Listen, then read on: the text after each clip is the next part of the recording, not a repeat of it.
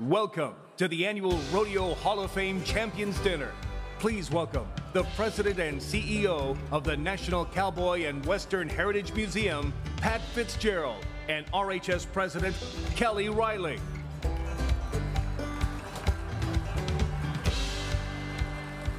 Good evening. And, oh, I love that already. And welcome. We're so pleased to have you join us tonight to celebrate the Rodeo Hall of Fame Class of 2023 and honor the recipients of the Tad Lucas Memorial Award, the Director's Choice Award, and of course, the Ben Johnson Memorial Award. Before we continue tonight's program, we would like to welcome Rodeo Hall of Fame inductee and Rodeo Historical Society Vice President Rob Smets to the stage to lead us in the invocation.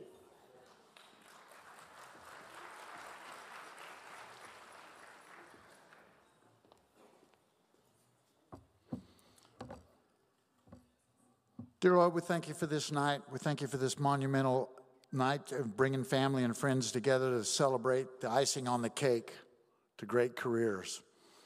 Father, we ask that you have your hand on this building tonight, that you have your hand of protection over it. We thank you for the safe travel you bestowed upon all of our families. We thank you for the people that have prepared this meal, and we ask that you bless its nourishment to our bodies. In Jesus' name, amen.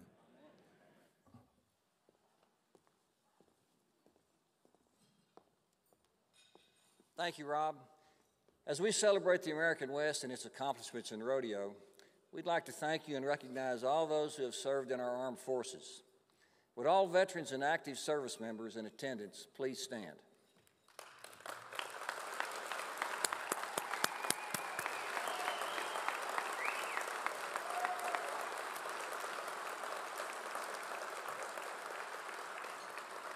We thank you for your service. If you would please rise for our presentation of the nation's colors. Presenting the colors is the Oklahoma City Police Department's Honor Guard. Please remain standing until the colors are retired, following the performance of our national anthem by Associate Board Member Doug Wade.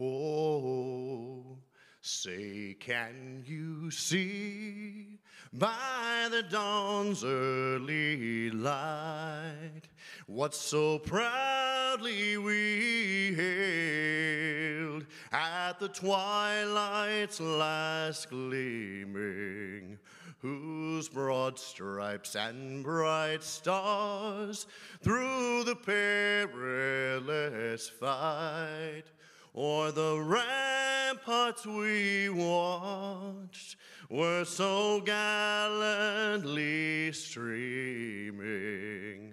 When the rocket's red glare, the bombs bursting in air, gave proof through the night that our flag was still there. Oh, say, does that star-spangled banner yet wave o'er the land of the free and the home of the brave?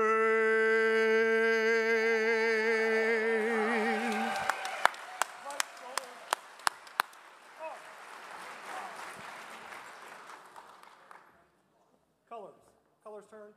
Heart.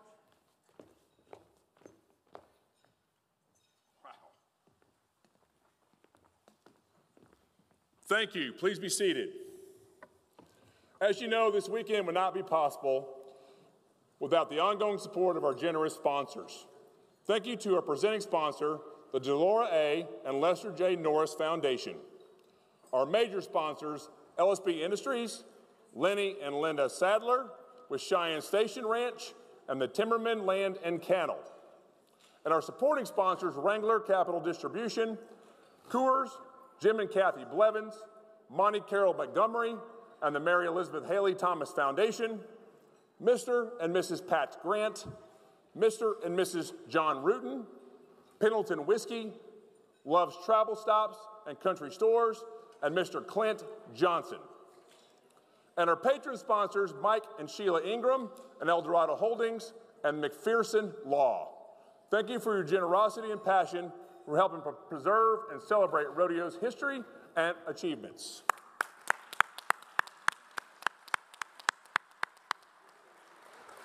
But of course, we also have a wonderful group of donors that provide year-round support and assist the museum with operating stability to ensure we are able to carry out our vital mission. I'd like to extend a special thank you to our partners, Devon Energy Corporation, E.L. and Thelma Gaylord Foundation, and major support from the True Foundation.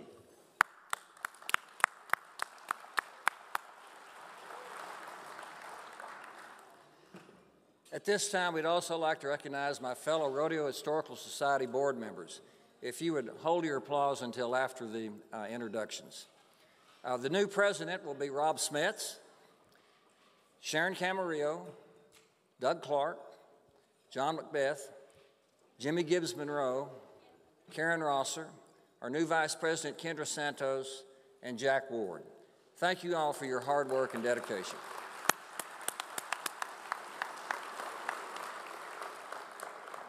In addition, several museum board members are in attendance this evening. Please join me in thanking the Rodeo Committee and Museum Board of Directors for their leadership and support. Thank you all for joining us this evening. Now, let's please revisit the silent auction tables during dinner. The silent auction will close at 6:30. We will begin tonight's awards program following dinner. But before we get there, please raise your right hand. Please raise your left hand. All right, the auction's coming. Enjoy your meal.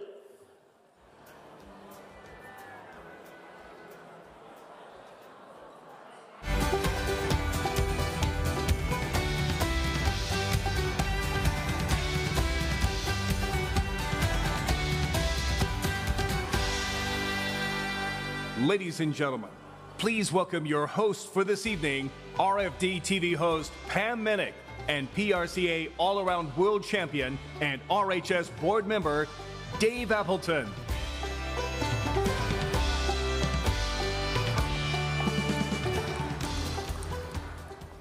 All right, get away from the bar. Pam and I are up here to do a show. We're ready to have a party. I like it. All right. We're off script already, and we haven't even gone 3 seconds.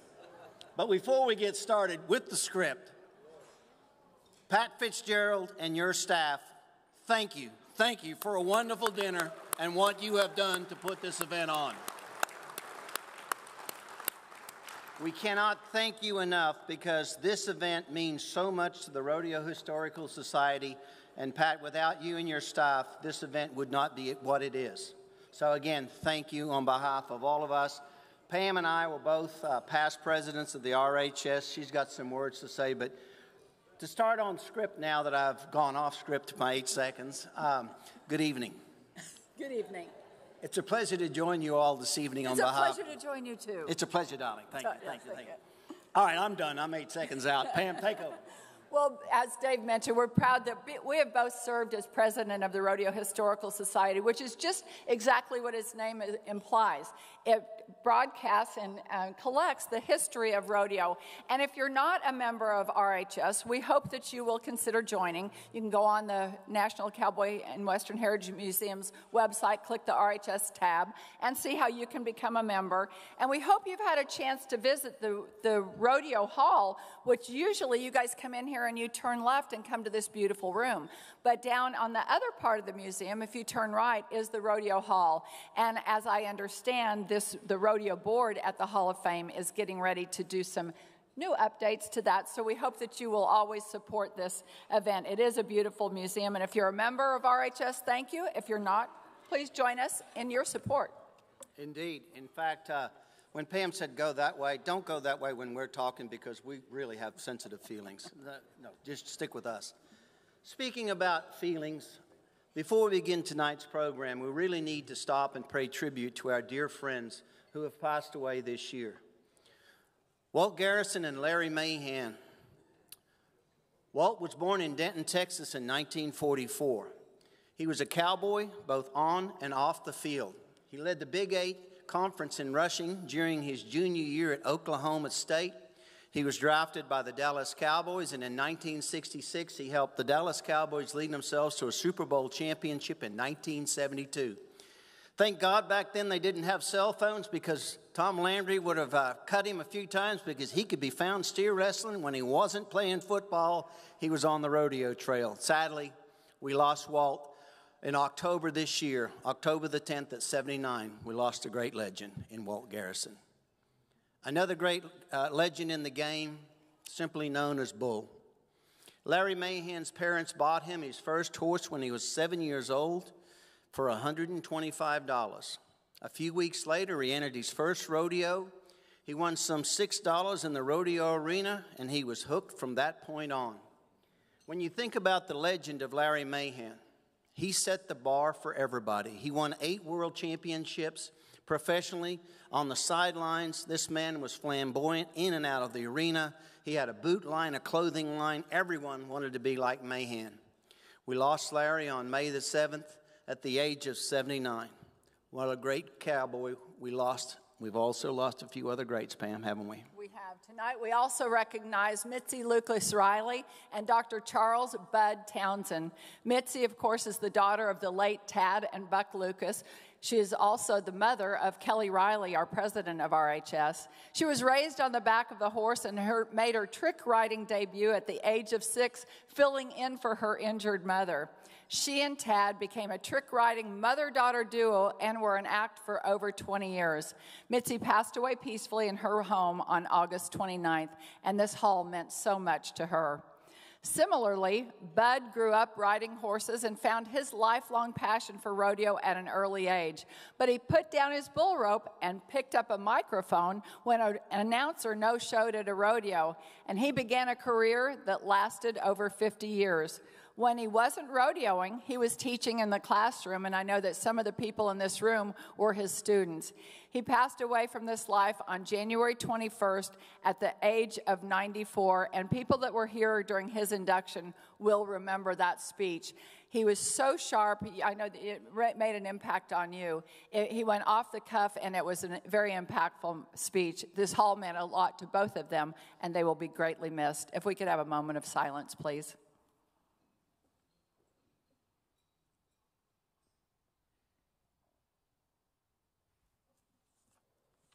Thank you all. You're up. All right, appreciate it. Each year, cowboys and cowgirls are inducted into the Steamed Rodeo Hall of Fame as a tribute to rodeo's greatest legends who have paved the way for today's rodeo champions. Such special awards as the Tad Lucas Memorial Award, the Director's Choice Award, the Ben Johnson Award are also presented each and every year. And during the ceremony, a photographer will take a photo of each of the inductees as they receive their medallion, and we'll also gather all the inductees, so pay attention, because at the end, all the inductees are going to be right up here on the stage following the evening's program, and these photos will be available for purchase online. And assisting us tonight with the ceremony, please welcome Miss Rodeo Oklahoma 2023, Miss Allie Baker. Allie's going to be representing Oklahoma this year at the Miss Rodeo America pageant, and we're here to wish you good luck, Allie, and thank you for your appearance here tonight. And Pam's already given her tips as a past Miss Rodeo America. Before we walked on stage, she said, "Are you practicing this? Are you practicing this?" I'm sure there's some insider trading going on, but Pam still, once again, coaching everybody. Thank you, Pam. The first award tonight will be our Tad Lucas Award. Created by Mitzi Riley in the honor of her mother, this award celebrates women who live courageously and exhibit the same bold spirit as the Queen of the Cowgirls, the late Tad Lucas. I'm proud to be a past recipient of the Tad Lucas Award, and I'd like to ask some of the other recipients of the Tad Lucas Award who are in the room to please stand and be recognized. I know I saw Sharon Camarillo is here, Karen Rosser is here. Stand up, ladies. It's such a, Kendra Santos is here. It's such an honor to receive this award, and I wanted to make sure that you guys got a chance to show off how proud you are as well. You talked about Tad Lucas being the Queen of the Cowgirls. Well, speaking of queens, our recipient has performed in over 22 countries and for the Queen of England herself. Let's find out more. Born near Redding, California, Jennifer Welch Nicholson was 9 years old when she first attended Riata Ranch International, an equine school founded in Exeter, California. Though Nicholson's first love was reining horse competition, in 1976, Riata Ranch owner Tommy Meyer established the Riata Ranch Cowboy Girls, a trick riding troupe that consisted of Nicholson and 3 other 13-year-old girls. The Riata Ranch Cowboy Girls soon appeared at major rodeos throughout the U.S. and by the early 1980s were touring Europe. When Riata Ranch's founder died in 2002, the operation faced ruin. Nicholson secured financial support to purchase Riata Ranch, becoming executive director, moving the operations to Three Rivers, California, and putting Riata Ranch back on firm financial footing and keeping the Cowboy Girls performing. In their 5 decades of touring, the troupe has visited 22 countries and performed for Queen Elizabeth. Jennifer's mission is to continue making this opportunity available to girls just like her and to spread the cowboy value message around the world. Unfortunately, in 2019, Nicholson's husband, Chad, a much-loved rodeo announcer, died. A year later, Nicholson lost her father, and then COVID-19 struck. Yet Nicholson persevered through it all. Today, Riata Ranch International is still teaching kids the Western lifestyle, and the Cowboy Girls continue to amaze and inspire.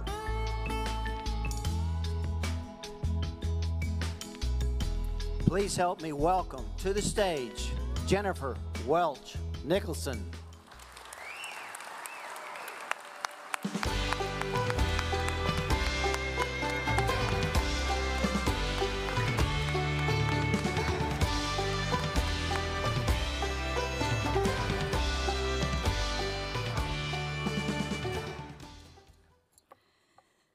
Good evening, everyone. Wow, what an honor. And when I saw all of you women that have received this award before me, I just have to tell you, as a little girl growing up who did not grow up in the rodeo business or on a ranch, I was a town girl, I was a city girl who just wanted to learn to ride horses. Thankfully, my family found Riata Ranch International, and not only did I learn to ride horses, but I got to learn about the Western way of life. And I knew the minute I stepped on that iconic ranch, I wanted nothing more for myself than to be a Western woman. That's what I wanted to do. Listen, I knew nothing about rodeo. I knew nothing about trick riding. I did not know you could jump on and off of a moving horse and survive it. I didn't know there was a such thing as trick riding or roping, but man, our mentors, Edith Happy, Lex Conley, Monty Montana, Gene McLaughlin, Buster Ivory, not Buster Ivory, sorry. I inducted Buster Ivory years ago. But I just, J. Davis Stoker and all these wonderful people that came into our lives and made my dream come true of wanting to be a little girl riding horses just as a town girl, and I got to adopt this lifestyle. I never imagined that taking my passion and turning it into my life's work would allow me to not only meet some of the most amazing people. My rodeo family means everything to me. And when my founder passed away and when my husband passed away, my rodeo family came to my aid and said, look, you need to do this. You need to continue this.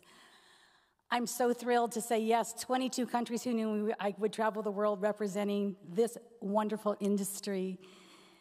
It means so much to me tonight to receive this award. I feel like I made a full circle, and now here I am tonight. I do have a few thank yous that I need to say. Number one, to my parents for allowing their little girl to basically run off and join the circus. My mother wanted me to be an educator, and I wanted nothing to do with that. And so to my parents, Dennis and Judy Welch, my lifelong mentor, Mr. Tommy Meyer, who passed away in 2002, and of course to my husband, Chad Nicholson, who helped me take those next few steps and to carry on the tradition of Reata Ranch. Tonight, I have some of the most amazing friends and my biggest supporters of what we do with Reata Ranch as a 501c3 nonprofit. They're all here tonight, and I cannot thank you enough for being here. And two of my original team members, when we started way back in 1976 with this trick riding thing, are here with me too. So Gianna and Lori, thank you for coming and being here. This is everything to me. Thank you for accepting me into your rodeo world. It's just a little town girl, and I was just a little girl, an ordinary girl who got to live an extraordinary life, and I am so grateful for that, and so grateful. I teach my girls now that you earn your reputation in the arena, but you darn sure earn your respect in the barn. And I just want to end with this tonight, as I'm so proud, as the Reata legacy is 66 years old this year. While I'm here standing on this stage tonight receiving this amazing award, I have a team in Las Vegas that is actually performing without me, and I hear they're doing a great job. Thank you to all of my wonderful friends that I see out there in this audience tonight, and congratulations to all the other nominees, and thank you so much for this award. It means so much.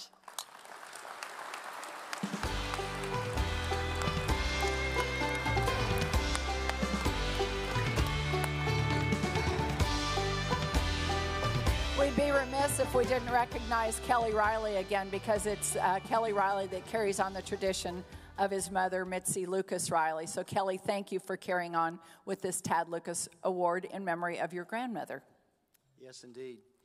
Now it gives me great pleasure to introduce the Director's Choice Award.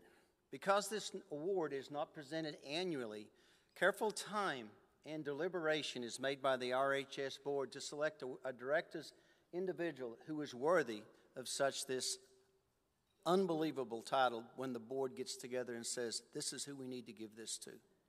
And this year's recipient is one special person. He grew up in the arena.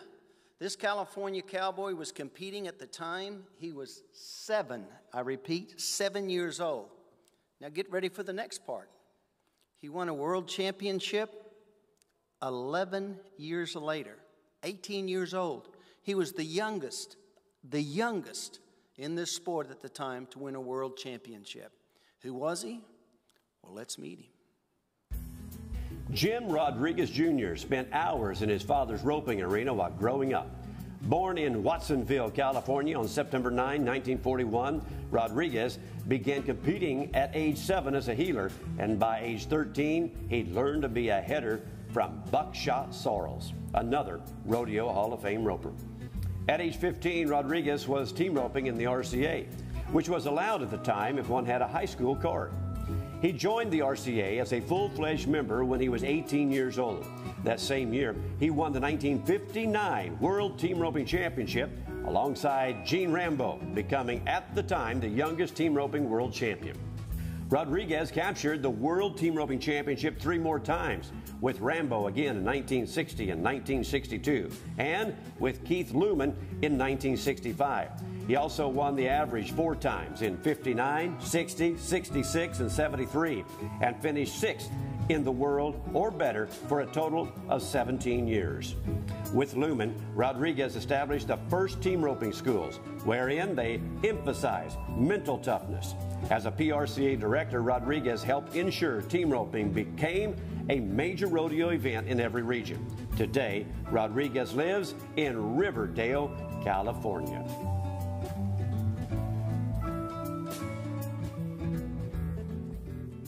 Please help me welcome Director's Choice Award recipient, Jim Rodriguez Jr.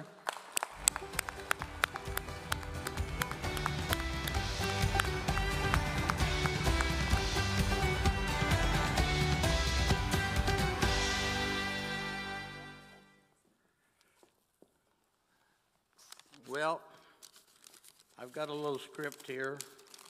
I'm going to read it, then I might add a few comments. First off, I would like to thank all of my family and friends that could be here in support of me tonight. I would like to also thank the Board of Directors for honoring me with this award. This is one of the greatest honors of a Cowboy's career, and I'm truly thankful for it, and I thank you very much. Now to add a little bit, my family didn't want me to ad lib, but I am going to.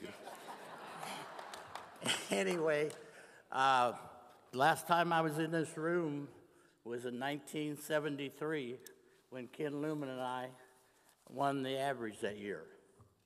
That's the last time I was in here. And they asked me when I got up here, what made you make that great run tonight? And Ken didn't like to talk, so I stepped to the mic, stepped up here, and I said, we're just like wine, we age real good.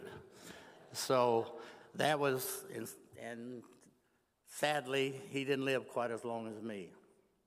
And one other thing I want to comment on is I think and I hope that I evolved the team roping the way it has got to where it is now money-wise. Because one year at the national finals, Ken and I roped our butts off, placed in 8 of the 10 go-rounds, won the average. We won $2,400 apiece. We paid our own room rent, and we paid $100 entry fees. And so when I brought it up and started the team roping to be a standard event in the 7 western states and got it started, I hope that the team ropers today appreciate the committees and everything that went along with this, and we've got it to where it is now, to where if I would have won that much in these days, I'd have probably won over a couple $100,000. But there's a different time for a different era all the time. Thank you very, very much.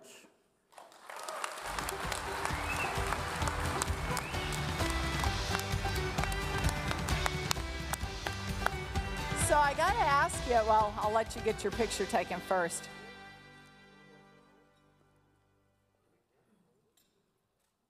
You're in such good shape. Do you still rope? No, ma'am. Oh, okay. That's why you're in such good shape then, huh? I'm a little smarter than that. I know when the time's come to back off. One more time for our Director's Choice Award winner. In his Academy Award-winning performance as Sam the Lion, Ben Johnson Jr. portrayed a man who stood up for those in need regardless of the consequences, a man of grit and determination. In his personal life, he lived these ideals and values. From roper to movie star, Ben Johnson followed the cowboy code, and he was proud to say he was the only person to win an Academy Award and a Rodeo World Championship. This year's recipients' grit and determination played a pivotal role in bringing the National Finals Rodeo to Las Vegas, and he assured its position as the richest rodeo in the world. Let's hear a little bit more about this man's story. Born in Omaha, Nebraska on March 24, 1943, Michael Gaughan has been a resident of Las Vegas, Nevada since 1952 and has nearly 60 years in the Las Vegas casino and gaming industry. Gaughan's career began in 1965 as co-owner with his father Jackie Gaughan and casino manager of the El Cortez Hotel in downtown Las Vegas. Today, Gaughan owns the South Point Hotel, Casino, Spa, and Equestrian Center, which includes one of the finest horse facilities in the country. Gaughan has been instrumental in bringing many major sporting events to Las Vegas, including the National Finals Rodeo. Gaughan is a member of the board of directors at the National Cowboy and Western Heritage Museum and is a longtime sponsor of the NFR and the PRCA. Inducted into the Pro Rodeo Hall of Fame in 2007 and named the Resistol Man of the Year in 2014, Gaughan received the PBR's Jim Shoulders Lifetime Achievement Award in 2021. Today, Gaughan continues to reside in Las Vegas, Nevada. Ladies and gentlemen, it gives me great pleasure because those of you that know me know that I was born in Las Vegas and it still has my heart. Our 2023 Ben Johnson Memorial Award recipient, Michael Gaughan.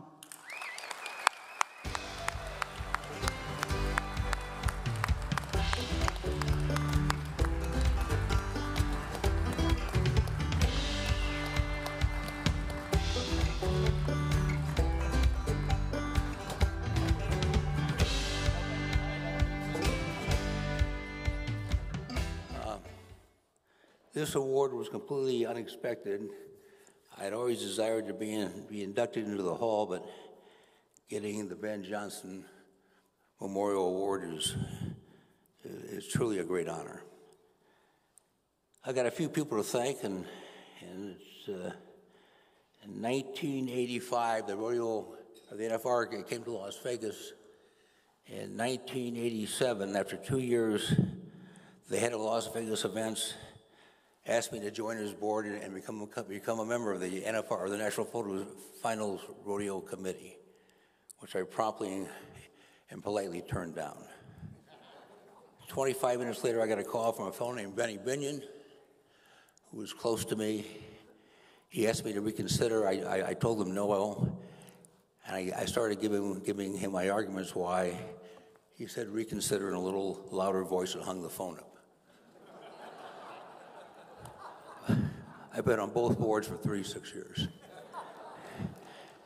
In my association with the rodeo, to the chagrin of both our wives, I have had a long-time association with Benny Butler.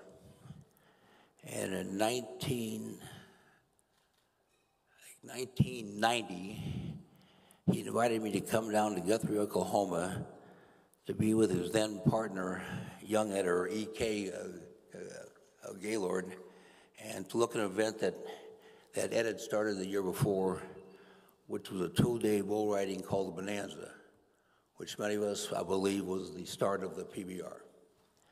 I got to know Ed. I came back in 91, 92, and those 2 years I made the opening of Remington Park on Saturday afternoon, got a chance to meet his father. In 1989, he invited me to join him and his father in this board, which I did. That was 25 years ago. The two Bennys and Ed were probably the reason I'm here today. Ed was going to come to be here with Benny and I tonight because of health reasons. He begged off at the last minute, which I'm sorry to say. I'd be remiss if I did not say that my wife has put up with this, and I have to thank her. Her, my daughter and son-in-law, Kate and Cookie Manuelos, and their granddaughter, Maria Isabella, are both heavily involved in the cutting horses, and they're probably the true cowboys of the family.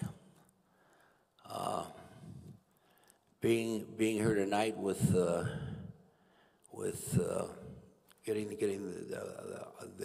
this award once again is a great honor. My friend Kelly Riley, I probably had a big part of this. I thank him, and I thank the people that have come with me. Many from Nevada, Utah, Idaho, Texas, and my home state of Nebraska are here tonight. And I'd like to thank everybody else who supports the hall for being here. I'd like to thank Pam and Dave. And once again, thank everybody for supporting who support this institution. And with that, I'll say good night.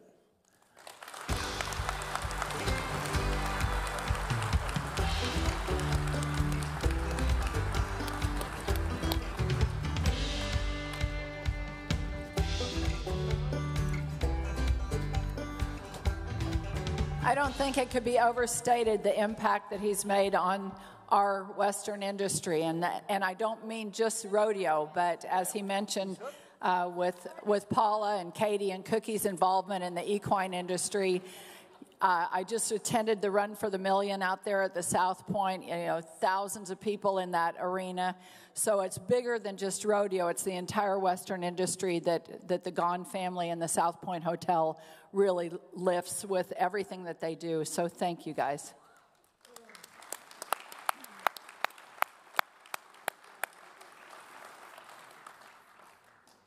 This is going to be fun. Can we get the lights up first, please? Okay. All right, this is very simple. How many people can ride a bareback horse or a horse with this hand in the air? Raise your hands, everybody.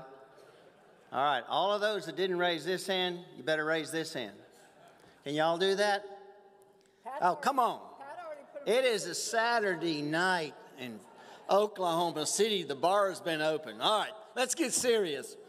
We are here because this is one of the great fundraisers we have for this wonderful event. We are about to raise some money. We have some great live auction items. If you weren't successful in the silent auction, you don't have to be able to look at your wife and say, honey, somebody outbid me, because this is where that little exercise comes into play. With that being said, let's raise some money. Let's have the smooth-talking man, our former state representative, Don, I can get you to bid anytime arms to the stage.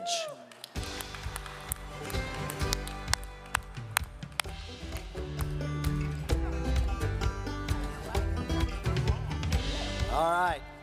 First, you got anything to say? Well, I'm just honored to be here, of course, sharing the stage with legends.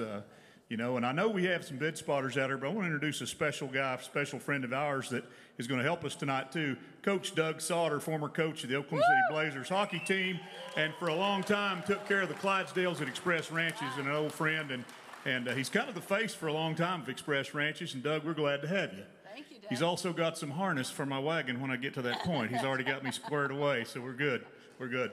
So I tell you what, I'm just excited to be here. What I tell you, too, Dave and Pam, I learned something. I got set rather well tonight.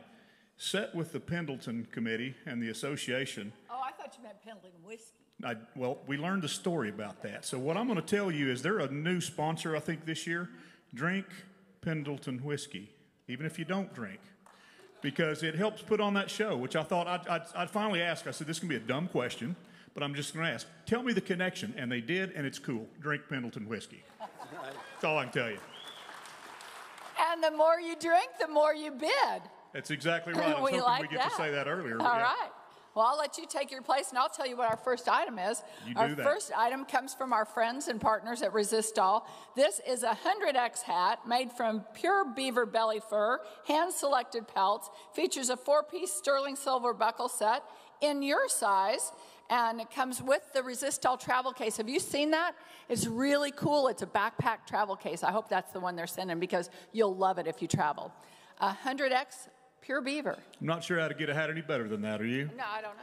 Well, ladies and gentlemen, let's the auction's on. Let's raise some money tonight. It's sure an honor again to be here.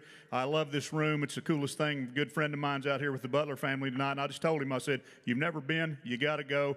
Make it. I mean, it's just awesome. So glad to be here tonight. Let's talk about this first item, the 100X beaver hat. Here we go. Set us along. And then bet $1,000 where? $1,000. Who get $1,000? Get $1,000. Get $1,000. Who get $1,000 where? Who get $500? Let's all skate there. We can do that. Who get $500? Oh, everybody in the house should. 7.5, Doug. Got to be $750. And 7.5. Got to be $7.5. I got Dave at $500. Got to be $7.5. Thank you. Now 1,000, Dave. And 1,000. 7.5, Doug. Got to be $1,000. And $1,000 where? I'm 7.5. Got to be $1,000. I'm 7.5. Got to be $1,000. I'm at $750. What do you get $1,000 now? 7.5. Got to be $1,000. Y'all bought any hats lately? 7.5. $1,000. Get $1,000. 7.5. Give me 800. I'm 7.5. Give me 800 bid now. Would you 800 buy? Get him 800 bid now. Now get him 8. Would you 800? I'm at 700 bid now. Would you 800 buy? I'm 700 bid now. Would you 800 where? 700 bid now. Would you 800? 700 and we get 800 where, guys? That's a better deal. 7 now 800. 800 to 9. Now 900 bid. Now get 9. Now 1,000. Now 1,000 bid. Get 1,000 bid. Now 1,000. Thank you. 1,100 and 1,100 bid. I'm 1,000 on my right. Gonna be 1,100 and 1,100 where? 11. Thank you. 12 and 1,200 too. 12. Now 13. I got 13 in the back. Now 14. Now 1,400 would you? And 1,400 bid. I got 1,400. I got 13 over here.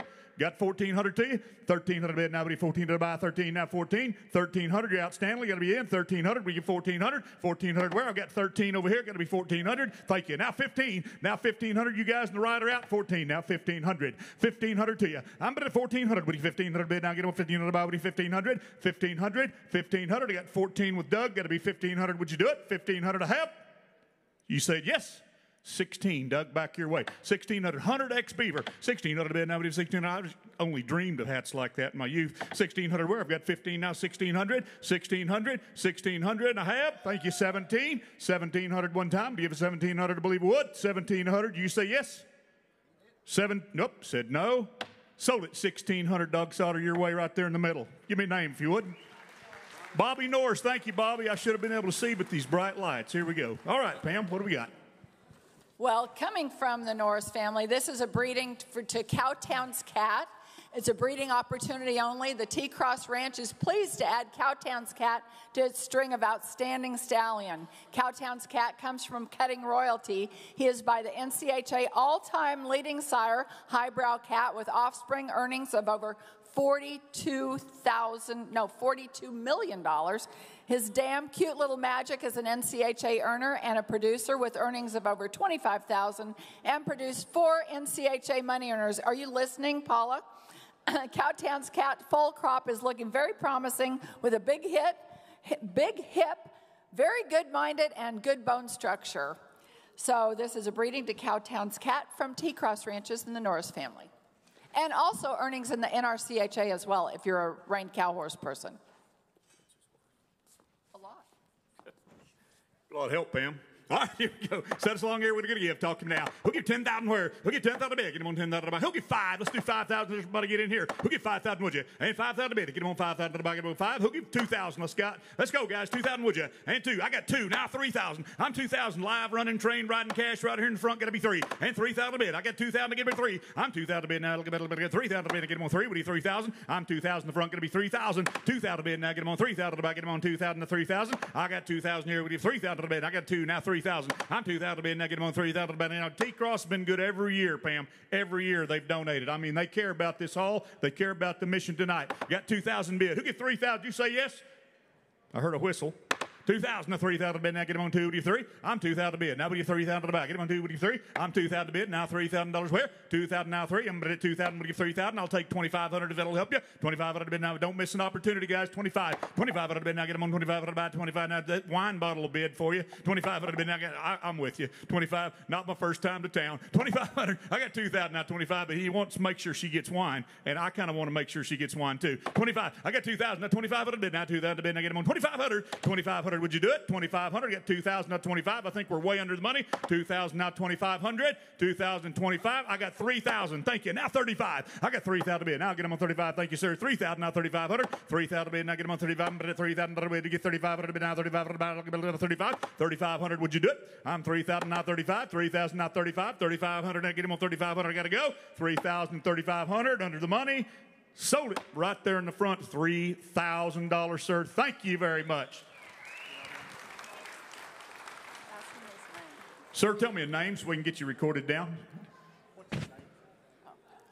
All I know is he's fired up. He's got a horse breeding. McIntyre. McIntyre. Mr. McIntyre, thank you very much, sir. A lot of help here in the front. Yep, he's having a good time. Strike up a conversation. There you go. Dad bought it. Well, all right, Dad, don't leave the room. We've got some more things for you to buy. Look over here to our stage right for you, stage left. You see those beautiful set of custom cornhole boards. Doug Wade, who sang the national anthem, and by the way, let's have a round of applause for what he did on that national anthem. Wow. He also made this custom cornhole board with the logo of the National Cowboy and Western Heritage Museum on it. It comes with the cornhole playing ball, the sand-filled deals. It's right there. This is one of the world's greatest pastimes. You can take it anywhere, and you can always remember, here's where the Cowboy original hall is from. So here is a good chance to see the cornhole board. It's priceless, handmade, again, by Doug Wade. Take it away, Don. All right, thank you, Dave. And ladies and gentlemen, you know, anymore the kids have all come up with new terminology. They're all ahead of us anyway, but we call that now we're going to throw some bags.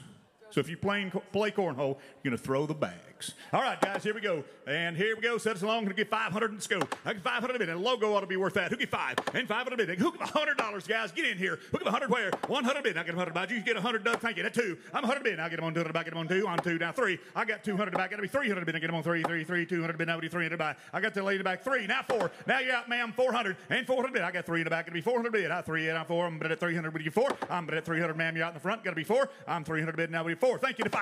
Now I'm 400 bid. Now would you 500 by 5. 400 bid. Now would you 500? Would you?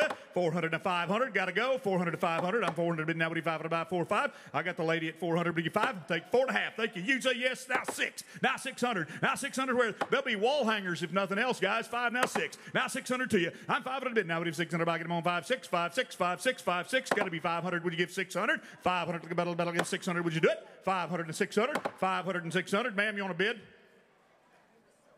Ma'am, can I get you a drink or anything? Can I get you a drink or, I mean, I'm just giving you a hard time. Thanks for playing. 5 6. I'm 500 bid. Nobody 600. I'm 5. What do you give 600 where? 5. Now 600. I'm 500 and 600. Believe it would. 5 6. Got to go, guys. 506. If you want to throw the bags, here's a chance. 5 6. Sold it right there in the lady with the young man in the middle table at $500. Doug, she's right there. She got a little boy with her. I believe that's Annie right Trujillo. Below the teleprompter. I believe that's Annie Trujillo. No, keep going. Annie, raise your hand. Keep going. Yeah. Raise your hand, Annie. The Trujillo table is taking home a Trujillo memento. table, yeah. Yeah, Annie Mortensen. She's still a Trujillo Thank you, to Annie. me. Yeah. Still a Trujillo. Yeah. Okay, good job. Now, who is going to the NFR and who needs tickets in a room? Yeah, I think a lot of people nodded their head.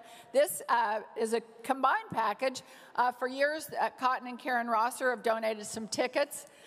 We've got 2 plaza-level tickets for December 13th. I think that's a Wednesday night. This is not that package. This is package number 4.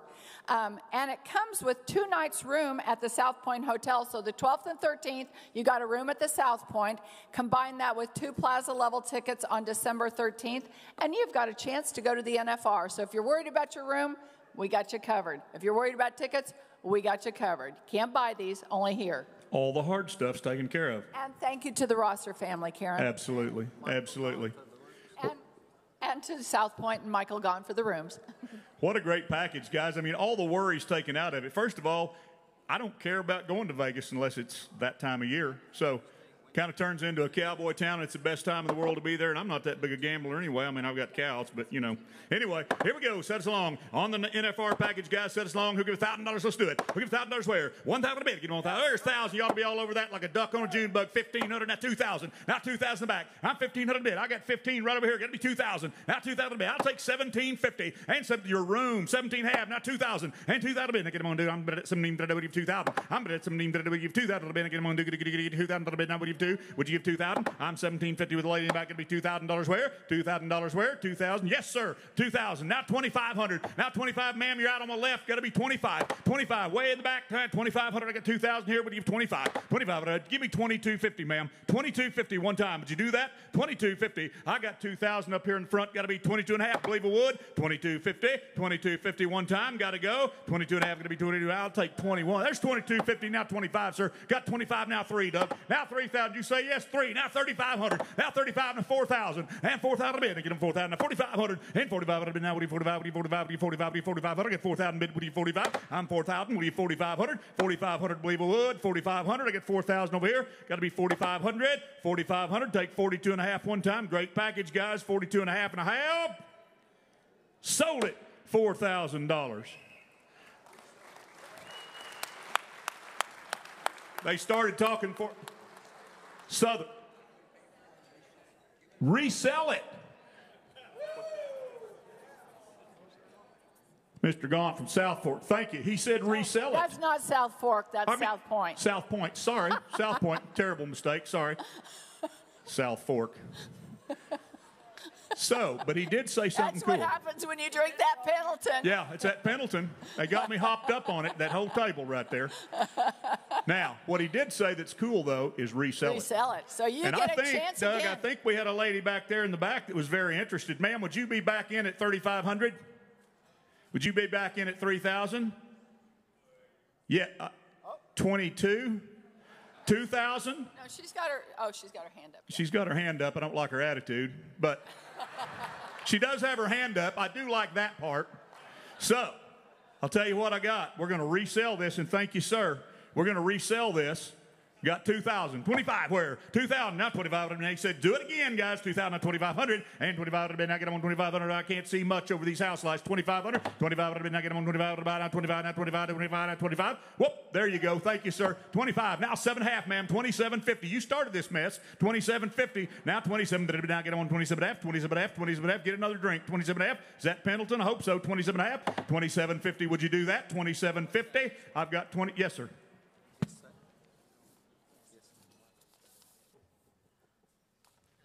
Sweetening the pot, aren't you? It's going to throw in a dinner at Michael's, did you say? Whoa! That's worth $2,700. I was going to say, yeah, I think that sweetened it up. We're sure glad you're here. I think we've got 25 asking for $27.50, ma'am. Dinner at Michael's. In addition to that, would you go for that? 27.5. Now 27.5, 27.5, going to be 27.5, going to be 27.50, 27.5, 27.5. That's a pretty high dollar dinner there. 27.5, believe it would. I'll take 26. Got 25 somewhere down here. 25 now 6. 25 now 6. 2,500 we give 6. Now 2,600 I have. 26, thank you. Now 27. Now 2,700. I'm 26. There's 27. There he is. I knew I had you somewhere and I lost you. They got telling me stories. 27. 2,800 in the back again. 2,800. 2,800. Dinner at Michael's. 2,800 bid. Now we give 2,800 back. Get him on 28. 2,800. 2,800. Would you do it? 28. 2,800. Got 27 right down here in the middle. Give me 2,800. Believe it would. Gotta go. Hammers up. Sold it, sir, right there. $2,700 dug right there in the middle by the lady in the beautiful dress. Casey Fredericks. Casey Fredericks. Casey Fredericks, I believe. Is that right, Casey? Thank you. Appreciate you all very much. How about this? One of the greatest craftsmen and buckle makers there is Gist. They have donated this beautiful, handcrafted, sterling silver, 14-karat yellow gold, 1-inch legendary Masters Collection buckle set. Priceless. I'll let you walk it around. Wait, where's Miss Rodeo, Oklahoma? She should Miss model. Rodeo, Oklahoma look a lot better with that than Doug Sauter. And I love Doug Sauter. He's a great friend. But Miss Rodeo, Oklahoma could sell that. One of the great buckle makers, a beautiful supporter, also an inductee last year, Gary Gist. Again, thank you for Gary. If you don't have a beautiful buckle set, this is what you need. Remember, ladies, if you've got that hard to buy for a husband, this is something you can put in that stocking for Christmas. So don't miss out on this opportunity.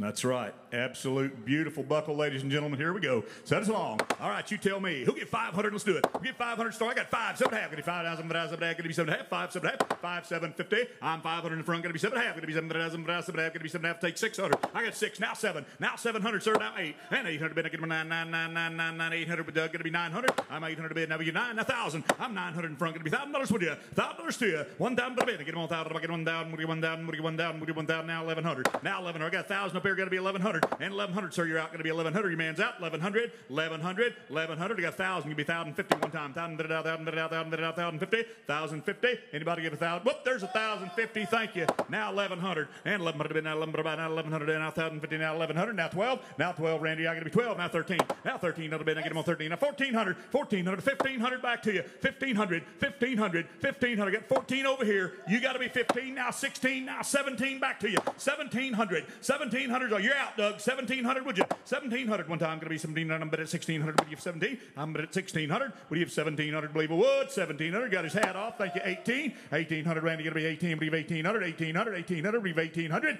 You want to do it? I got 17. Give me 17.5 one time. 17.50. 17.5. 17.5. 17.5. Believe it would. Now 1,800. 18 back to you, Doug. 1,800 one time. Ma'am, you're out. Going to be 1,800. Would you have 1,800? Would you have 1,800? Thank you. 18.5. 1,850. 1,850. You're out. Got to be 18.5 one time. 1,850. Give me a verdict. 18.5. Said no. Thanks, Randy. Sold it right down there at $1,800. Doug, right there in the front table. J.J. Norris, thank you very much. The Norris family, they always show up. They always do lots of good for this hall. Thank you. Okay, this is your last item, and this is also tickets to the National Finals Rodeo. And it is 4 tickets in Section 111 for Wednesday night, 12/13. That means December 13th. 4 tickets in Section 111, donated by the Houston Livestock Show and Rodeo. So if you're looking for rodeo tickets, now this doesn't include your Michaels, this doesn't include your room, but this is something that you just can't buy on the open market. 4 tickets, Section 111 for Wednesday night's rodeo. Just rodeo tickets. Just rodeo tickets. That everybody's looking for. Just go through Facebook. I want rodeo tickets. No kidding. Yeah, this will be a pretty tough ticket. I promise you. Ladies and gentlemen, there's 4, correct? 4 tickets. Thank you, guys, right there. 4 NFR tickets. Who'll give 500? Let's do it. Who'll give 500? It's probably dirt cheap right there, guys. 500 where? And 500 bid. I want everybody in. 500 bid. They get them on 500 back. Get them on 500 bid. Now 500 back. Get them on 5. Now 5. You say thank you. Now 7.5. Now 750. I'm 500 bid. Now get them on 7.5. I'm at 500. We 750. I'm at 500. We 7.5. Going to be 7.5. 7.5. Going to be 7.5. 5.5. 7.5. Do you say 7.5? Thank you, Minnie. Now 8. Yep. They went from 111. They got upgraded to Section 110. Oh. So just a little bit better. You own better tickets right now at this moment. Yeah. I think I had 1,100, didn't I? Yeah, you did. 11 to 12. I got 1,100. 12 for the buy. 11, 12, 11, 12, 11, 12. That's only $200 a ticket, y'all. I was going to say, guys. Wait a minute. The hardest ticket in the country. Yeah. Got 1,100 to 1,200, and 1,200 got upgraded to Section 110. 11 to 12. 1,100 bid. I get them on 12, 11, 12, 11, 12, 11, 12, 11, 12, 11, 12, now 13. Now 13, thinking at 1,400. 14, now 15. Now 1,500 and 1,600. Back to you. 1,600. 1,600 bid. Now get them on 1,600. Back at 16. Now 1,700. 17. And 1,700. 1,800. Is that per ticket? I think so. Yeah, per ticket. Yeah. 1,800. Where? I got 17, 18, and 1,900. 1,900. 1,900. 1,900 one time. Better be 19. We'll give 19. I got 1,800. Give me 18 and a half. That help you any? 18 and a half. 1,850. 18 and a half. Got 1,800 in the front. In the blue. Got to be 1,850. Oh, there's 1,850. Thank you, man. Whoop. I've got you. I'll never lose you again. But you're gonna have to be the buyer at the end. 1,850, 1,900, sir. 1,900. It's a girl. There's one chance in your world that you can hit a girl and it's okay. Hit her. 1,900 where? I got 18 and a half. Gonna be 1,900. 1,900. Okay. 1,875. Oh no. Best ticket in the world. Okay. Well, I appreciate you making a little money for the club. Drink Pendleton whiskey. 1,850. Now 1,900, 18 and a half, 1,900 and a half. Anybody else? Best ticket in the house. Sold it. 1,850. Way in the back. Got her hands up. Wow, that was a bargain. That was a bargain. Yeah, that was cheap. Well, thank you, Dawn. Oh, we need a name. We do need a name. I think her name's Lucky. Lucky. Lucky's her name. Yeah, lucky girl with the tickets that are so cheap. She's gonna be able to sell them for twice that if she wants to. She won't sell them. Doug. What's the name on it, Doug? He's gonna remember. Now he's gonna. Ma'am, could you quit flirting with my ring man? He's trying to get back up here and report in. Thank you. Jennifer Hayes, thank you, Jennifer. Ladies and gentlemen, that, I believe, concludes the live auction. Thank you very much for doing what you did. Doug Sauter, appreciate you, partner. Thank y'all. Dave, thanks. Thank you, Don, and thank you to all of our guests, and thank you to the wonderful and generous contributions by the partners that donated, and to Mr. Gahn for continuing to upgrade everything that we put out there for you. So let's continue our evening with the installation of the Rodeo Hall of Fame class of 2023. Our first inductee this year coins his parents' positivity and support as a conduit to his success, inspiring him to help rear up the next generation of rodeo champions through his bull riding schools. Let's find out more. Born October 2nd, 1954 in Medicine Lodge, Kansas, Jerry Bigley began competing as a young man in both rough stock and timed events, becoming a Little Britches all-around champion, Kansas State High School calf roping champion, and a National High School Finals rodeo qualifier. After graduating valedictorian of his senior class, Bigley attended Fort Hays State University, where he won National Intercollegiate Rodeo Association bareback and bull riding championships. The following year, he transferred to Southeastern Oklahoma State University, winning the Intercollegiate Bull Riding and All-Around Championship honors and helping capture the 1976 Intercollegiate Men's Rodeo Championship. After receiving a business degree, Bigley continued competing in rodeo, qualifying for the National Finals bull riding in 78, 79, 80, and 82, and winning Reserve World Champion bull rider in 1979.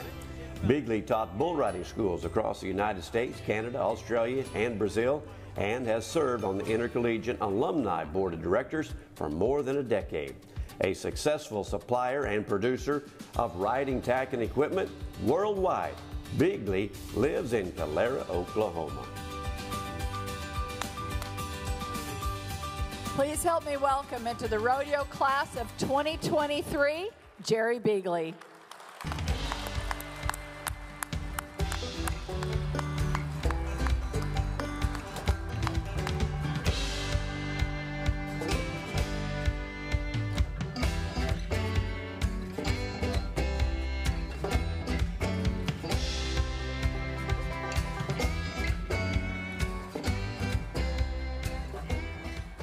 This is a real honor. Totally awesome, I'm here to tell you. I don't know if Dave has ever told you or not, but when he was in Australia and wanted to come here to start his rodeo career, they suggested, and he did, start it through Medicine Lodge, Kansas. So that was the first place he came in the United States, was Medicine Lodge. We did not know each other, but later on we were able to rodeo together.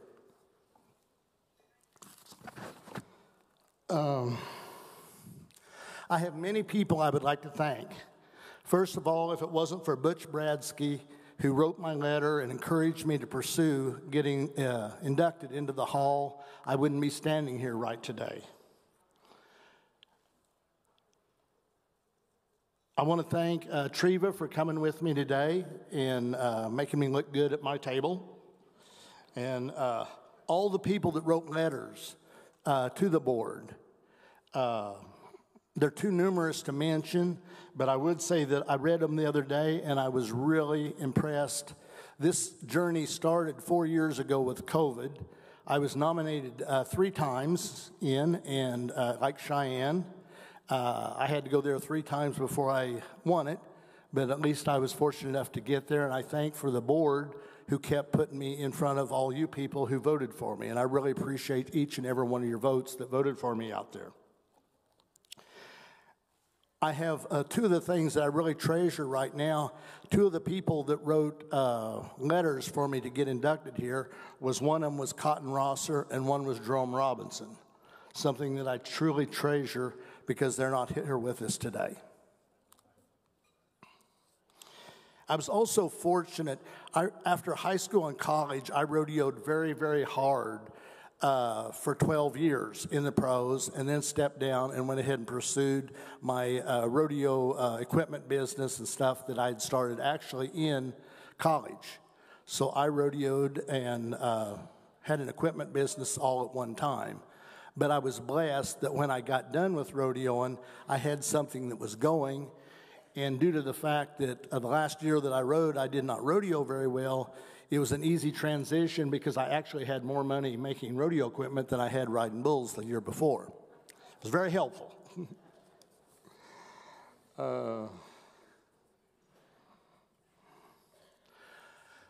My mom and dad were very, very instrumental in what I have become and what I've been able to accomplish. We went to the National Finals Rodeo in 1961. I was 7 years old, and I watched the rodeo, and I went up and asked my mother, Evelyn Bigley, if she thought I could ever ride good enough to be here. With absolutely no hesitation, she said yes. Words are very, very important. So my whole youth life, I just thought that I could go to the national finals. There was really never a doubt in my mind. I just had to figure out the way and crunch out the hours. My daddy, Ott Bigley, who any of you that were fortunate enough to know him, know that he was a very, very can-do kind of person. And one of the things that he gave me in life was we were at an FFA rodeo in Freedom, Oklahoma, and we were riding actually Hereford fighting cows was what they had for the, I think I was a sophomore in high school. And we were having trouble getting our rope on this cow. And the one that had the cows, he mouthed off something that I wouldn't be able to ride him anyway. And Dad bet him $20 that I would ride him. And I was concerned because that was a lot of money back then. Well, what happened was Dad just got down in the chute with the cow, grabbed, she had horns, just pulled him up and held him. I think he might have put his finger in her eye, I'm not sure. But she settled right down, and somebody put the rope on and pulled my rope. And I made the whistle. We got the $20. The cow kicked both my boots off while I was making the ride, but I was there when the whistle blew. And it made me realize that if you can get your rope on them, you probably got a good chance of riding them.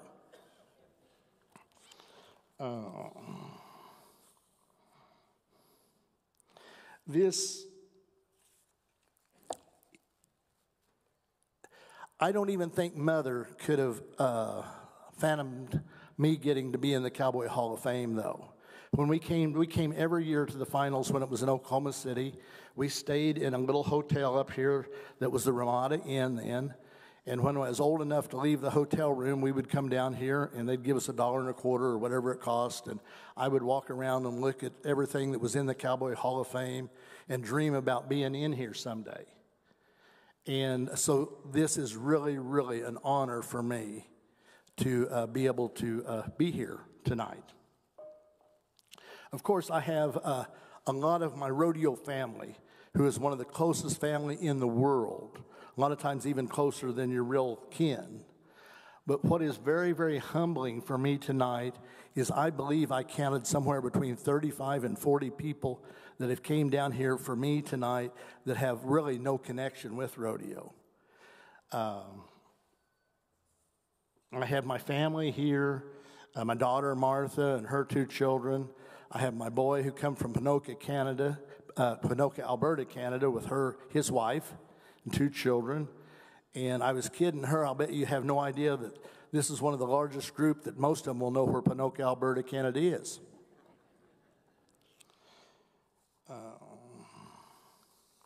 I have cousins from both sides of my family here tonight, and I have friends that come from my high school that came down, that we went to 13 years of school that had no connection with rodeo, but I was blessed enough that they wanted to come and see me tonight, and I'm very, very thankful for that. I have my mom and dad helped raise another girl, and 2 of her children are here tonight. And also, I haven't seen her yet, but I know Martha Josie's here somewhere. And they were godparents to my children, Ari and Martha. It's an honor to be on the same year that Ari gets to come in. And I started working with her in 1977, manufacturing equipment with her. And I believe at this time, I'm the longest one that has worked with her in making rodeo equipment. I have a real good friend that came from, in a roundabout way, all the way from Moscow, Catherine, and she brought my best friend, Steve Lance, here tonight. Dallas Goebel, who came from Knoxville, who is helped with the Budweiser breeding program, is here tonight. And he told me, he's, I think, 84 years old and drove all the way from Knoxville to be here.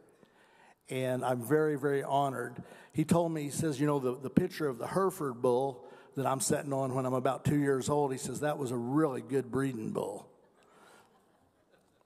The people that are here from the NRA Alumni Association, which I've been able to serve on their board for many years now and help raise money for college scholarships, something that we need a lot of help with.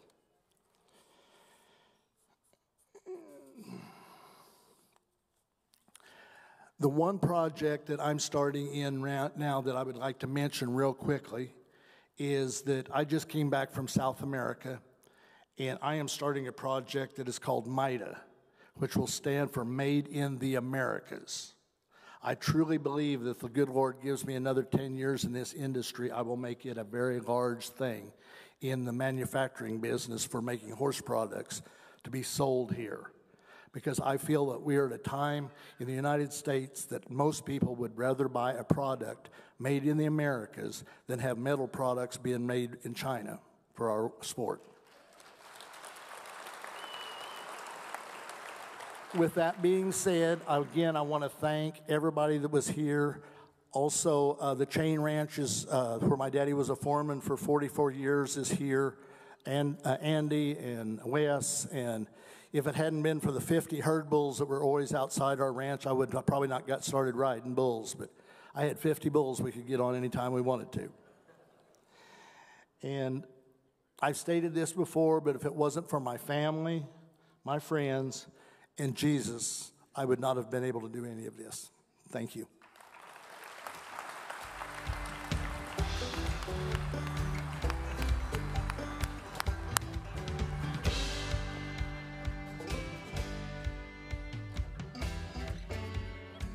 Today, when Dave was interviewing him, he talked about in 1 year he got on 143 bulls or something like that, and went to over 125 rodeos before they had a rodeo limit. And I said, you know what? He's not slowed down, because if you follow him on Facebook, he still calls himself Mile Marker, and every month he's in a different country. So he hasn't slowed down since he was rodeo, and he's just not riding bulls anymore. It's a true statement. In fact, it was funny back when we rodeoed, back in the good old days, Beagle used to travel with a book. It was about that thick. It wasn't the Bible, but it was the travel Bible. It was called the Airline Flight Guide, the OAG, and Beagley could tell you where you could get from anywhere at any time of the night to any point in the country. He'd flip that big book out and away he'd go. And Beagle could beat you from anywhere to anywhere, and the man was one tough individual. Congratulations, Jerry.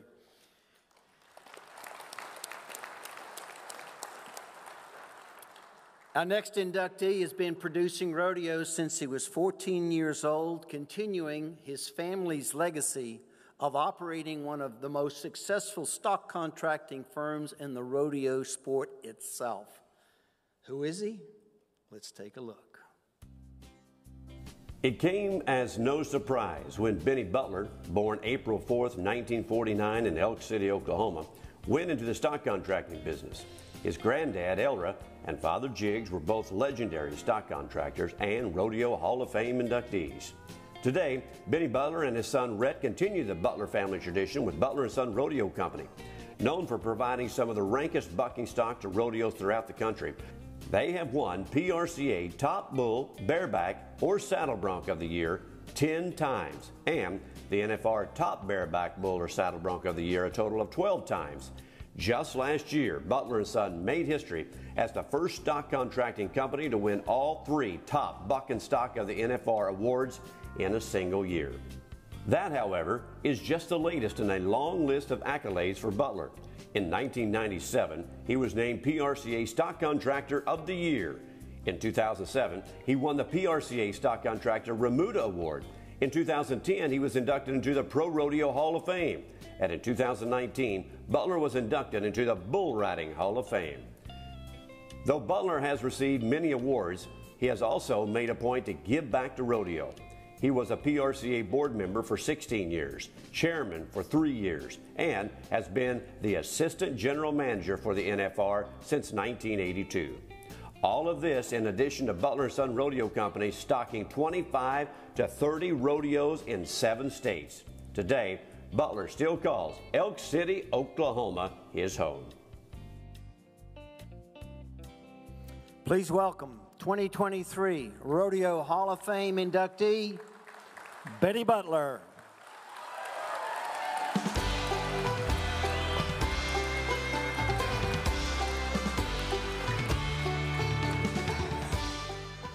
This is my notes. Good evening, ladies and gentlemen, and it's quite an honor to be here. Thank you all for all you people that voted for me and everything else.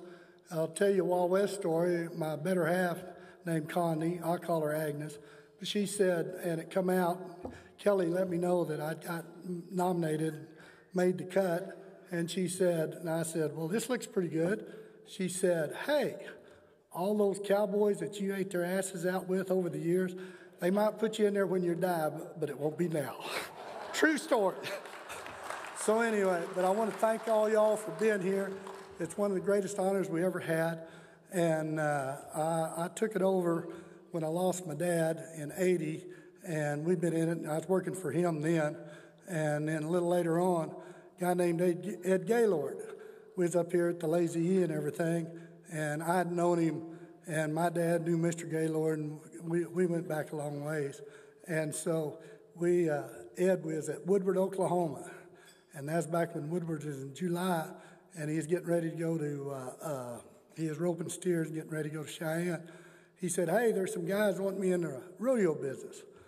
And I said, okay. I said, he said, there's been several of them call me and think I ought to be a stock contractor and everything. And I said, well, let me know. I said, when you get in it, I said, you want to buy my stock or what do you want me to do? And he said, what are you talking about? I said, Ed, you get in the rodeo business, the Lazy and everything else. I can't compete against you in the state of Oklahoma and stuff. So I said, I might go to work for you, but I ain't going to compete against you. He went to laugh and he said, you know what I told him? I said, no. He said, I told him I'm going to get in the rodeo business. I'm going to get in it with you. And thus it started. And he joined me in 88 and went through 2000. And then there wasn't ever a better partner than Mr. Gaylord. And then when he come out a little later on, this year's on, we was in the rodeo business, and we was pretty successful. And he was a good partner. He never questioned you, never whatever. A couple of years we made some money. Most years we just broke even, but that's another story. And so anyway, he come and my son, Rhett, he had graduated from college and he was fixed to get married. And this was in 2003. And he come out there and Ed said him and Natalie come to the wedding. And they was a little late and they come in there and Mr. Gong and Paula was with us. And he said, I need to talk to you. And we was going to after getting married, they went to country club or wherever we went. And anyway, he said, come on, I want to go eat and I want to talk to you. And make a long story short, Ed, he come in there and he said, I want to ask you something. He said, I don't want any hard feelings or anything over this, but me and Natalie would like to give our half of the rodeo company to Rhett for a wedding present. And I said, Ed, you gave me a lot of money for that half of that rodeo company. And I said, we're going to make it a little bigger and everything. He said, no, that's not what I'm talking about. He said, I want it to go back instead of Butler and Gaylord. I want it to go back to Butler and Sons. So anyway, so he gave it to, and people, I've told people this before, and they said, oh, hell, you've had too much to drink. I said, but it's the truth. But Ed Gaylord was that kind of guy. He's a little under the weather, so I wish him the best, but there wasn't ever a better guy for us. And then here come Rhett, and then when he gave him the rodeo company, well, Rhett got involved in it, and I still get in the way. And I still get in the way and get run over, and Rhett gets mad at me, but him and Jake, they take pretty good care of me. And then one of the best things tonight, we've got all the Butlers, the Riddles, the Murrays, the Sharmans. We got the Hill boys from Canadian on my mom's side, and all their dads and uncles and everybody rodeoed up there. And then we got the Massey girls. So the best thing we've got, I don't know, how many we got? 90 people here? So, I mean, we ain't ever had this many here ever. So anyway, so thank y'all for coming. And so, but it's a fun and I get a lot of questions, and and we've been very fortunate and very lucky. Get a lot of questions about what do you like the best or whatever. And one of the best things, and you go all over the country, different rodeos and everything else, it's the people in the rodeo business. It's people even I hadn't seen in 10 years that was on the rodeo committee, and they're here and stuff. But I mean, that's what it's all about. It's people, and that's probably to me one of the best things in the rodeo business is all the people you meet, because very seldom, because those people have all usually run off the jerks and stuff, so most of them are really for real. So anyway, so it's a pleasure to be in the rodeo business, and anyway, but I want to thank Ed, and I'll tell you a Wild West story, and I also want to thank, I've got a lot of committees here come to support me, always supported me. We've had several rodeos. We started them, or we did. Jake Lynn and Ellery started them. in the 30s and stuff, and we still got the rodeos. Woodward, Elk City, we go to Lawton. I mean, I don't want to, I should have quit because there's more rodeo committees here than that, and I'll make somebody mad, and I don't want to lose the rodeo. So anyway, so that's kind of where we're at. So anyway, and it's great to be up here and honor, and Connie's right, I didn't know whether I'd ever make it or not, because I never did think I was as good as my folks. But it's been a pleasure, and I'll tell you a Wild West story about Mr. Gong. And Mr. Gong has made the finals after Mr. Binion. He has made the finals, and it's like Dave and them said, I mean, if we don't have Mr. Gong, there's no telling where we'd be. We wouldn't be where we're at now, I promise you. And anyway, so we're going back. Brendan was running NASCAR, and we went to Bristol. Well, Mr. Gong would stop and pick me up out here at Burns Flat, and most of y'all know where Burns Flat Air Force Base is. He'd stop and pick me up, and we went to Bristol, and so we went and watched the race, and Brindle, he had a bad day, and so we're leaving, and he says, hey, I got something coming for us. We're getting on the plane. Everybody's down, and, you know, because Brendan didn't do any good. And so we, here he comes, and they give us, this guy comes on the plane, and he goes with us. And anyway, he's got 4 jars of moonshine. And so anyway, and I even wrote it down. That's the only thing I want to remember. The moonshine, we had lemon lime, we had raspberry, strawberry, and apple pie. And so we got them out and went down. And Mr. Gong, he was kind of down because Brendan, we wrecked, or we had hell. So anyway, so we said, well, let's try that. And I mean, it was for real. It was about 110 or 15 proof. And so anyway, that's why I call it, well, I'll tell you the other story. So anyway, we had a drink of that. We had a big drink of each one of them, and it was really good. And it was about 110 degrees, you know, it was hot. So we had another drink. He said, well, let's see which one is best to have another drink. Well, anyway, we went to sleep. So anyway, we drank about half each jar, and we went to sleep. So and they're supposed to stop and let me off at Burns Flat. Connie had some big deal planned with the kids, and we were supposed to be there and everything. And so we wake up, and Michael said, my God, that was a short trip. And I said, yeah, it really was. Well, pilots, he cussed the, they said we didn't tell him, but we did tell him. I ended up in Las Vegas. They didn't let me off at Burns Flat. So the end of that story is, we go to that. From then on to this day, if me and him don't get to go anywhere by ourselves.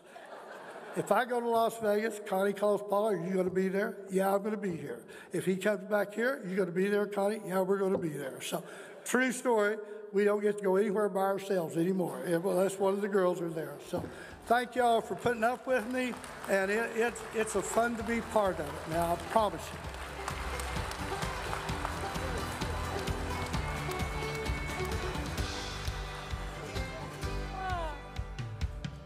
That was a good story. Just one little sip. We'll just try another one. We'll just try another one. Apple pie, that's a good one. Can't imagine that. This next inductee had a voice that launched his announcing career, and that spanned over 30 years. And he can even be heard in the 1991 hit movie, My Heroes Have Always Been Cowboys. Let's take a closer look.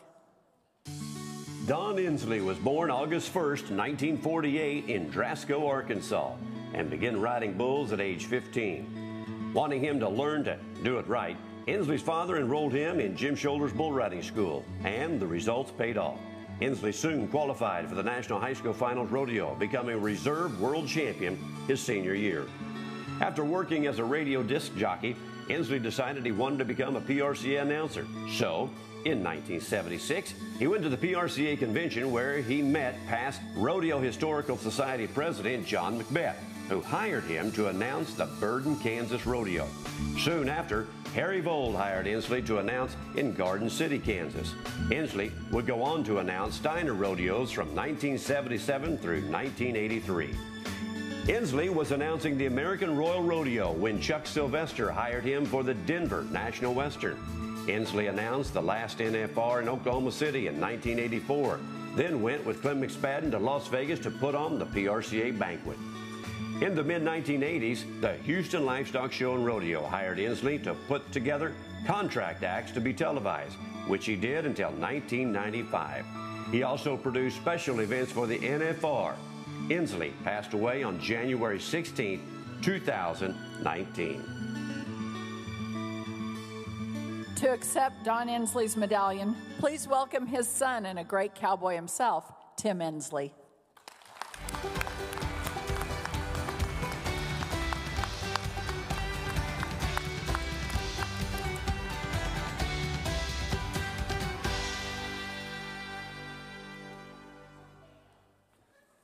First of all, where's that Pendleton table at? Yeah, so my dad was the one that could do all the talking, so just before I came up, I thought, man, maybe I better have a little shot of that Pendleton, just so I could get up here and talk a little bit. So it's kind of hard to believe that I'm sitting here accepting an award, you know, this honor from my dad, a kid that grew up in Drasco, Arkansas, population 300, not from a rodeo family. Just decided he wanted to be a cowboy, and that's what he did. He just lived his life wanting to be a cowboy and promoting the Western way of life. And, you know, he talks about it all the time. I think Dale Hall took him to the convention, and that's where he met John Macbeth. John hired him for Burden. I remember going to Burden when I was a kid, Burden, Kansas, and getting to stay with John and Francie Macbeth, and that was my dad's first PRCA rodeo. And from there it took off, you know, into Denver and the Steiner rodeos for all the years that we were with the Steiner family. And that truly was like a family. And my dad really cherished those years, especially with the Steiner Rodeo Company. It's really cool that my dad did what he did for a living, because I got to grow up in a rodeo. So it was, you know, there was no doubt what I was going to do when I grew up, right? So growing up around all these people, so many people in here that have known me since I was a kid. My wife always says she blames them for my raising. She says I was raised by wolves. A lot of y'all know who you are, because I pretty much just ran wild around the rodeos when I was a child. So yeah, I wouldn't have it any other way, is to get to grow up around the rodeos and my dad, you know, going from town to town with my dad and my mom. And I think it was just a great way to grow up. I hear people telling stories. I'll tell one on my dad, a couple of them, pretty short. If he was here, he would kill me. But first one was, his first real rodeo run was with Bob Barnes Rodeo Company. So that was the first run that he had, where you had several rodeos. You had all Mr. Barnes' rodeos, and I don't remember what rodeo, well, I think it was the first rodeo we went to. And Leon and Vicki Adams had a kid that worked for him named Juan, and Juan would mount out bareback horses. And so Dad's on the announcer stand. The last bareback rider is a mount out, and it's Juan. So Bob's hollering up at the announcer stand, "Juan!" Dad says, "Yeah, we're going to shoot one." And Bob goes, "No, it's Juan.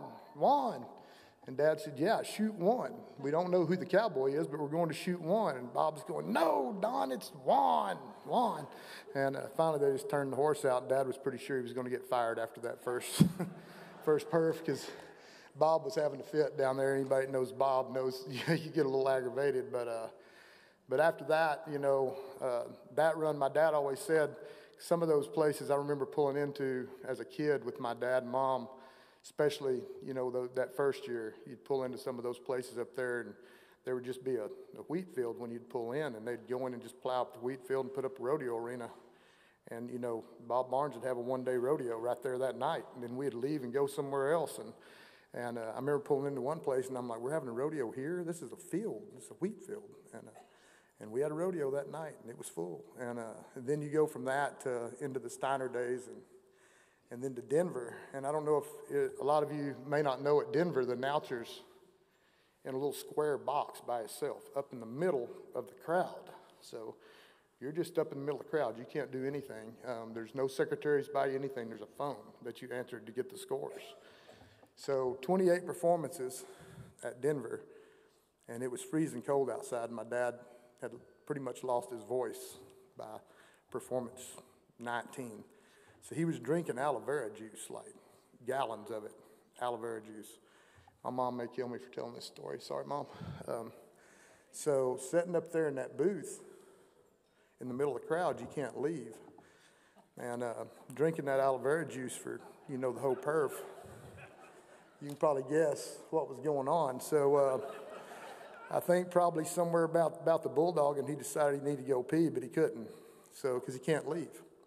So after the rodeo was over, my dad always would hang around and visit with everybody, but I noticed he had his overcoat on. We were hauling Bud out of there, and he's like, no, we're going to the room like right now.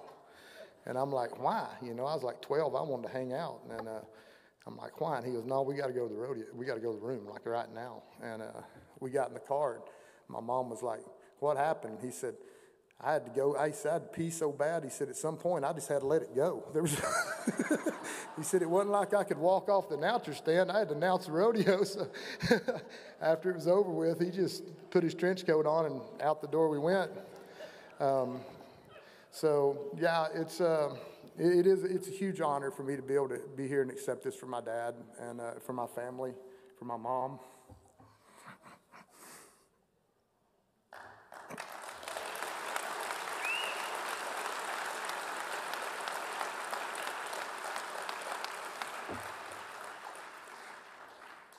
My dad always said, this is where the cowboys go. This is where the real cowboys go, right here in this hall.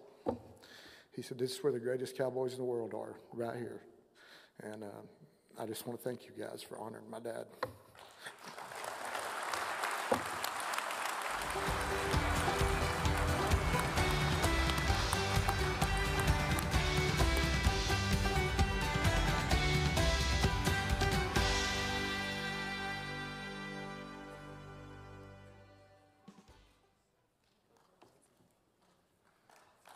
Thank you, Tim.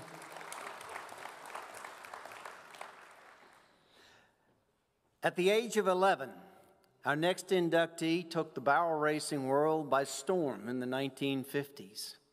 With her beloved bay horse, Little Joe, they won their first world championship at 11. They continued an unbelievable journey, won another championship at 15. Let's learn more about this incredible lady.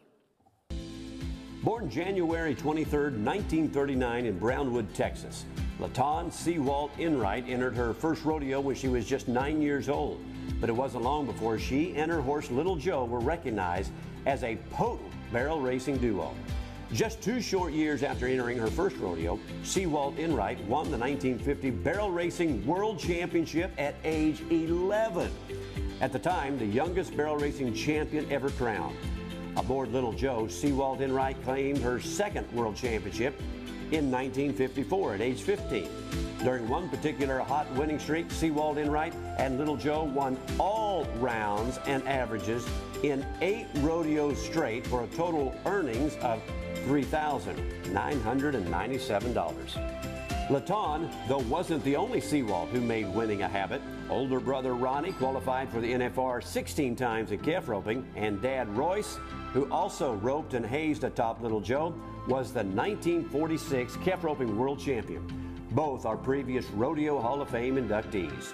When Little Joe died in 1959, Sewalt Enright stepped away from competition, opting instead to pursue a degree in education. She taught high school business classes for 30 years and today lives in Decatur, Texas. Please help me welcome into the Rodeo Hall of Fame class of 2023, LaTon Sewalt Enright.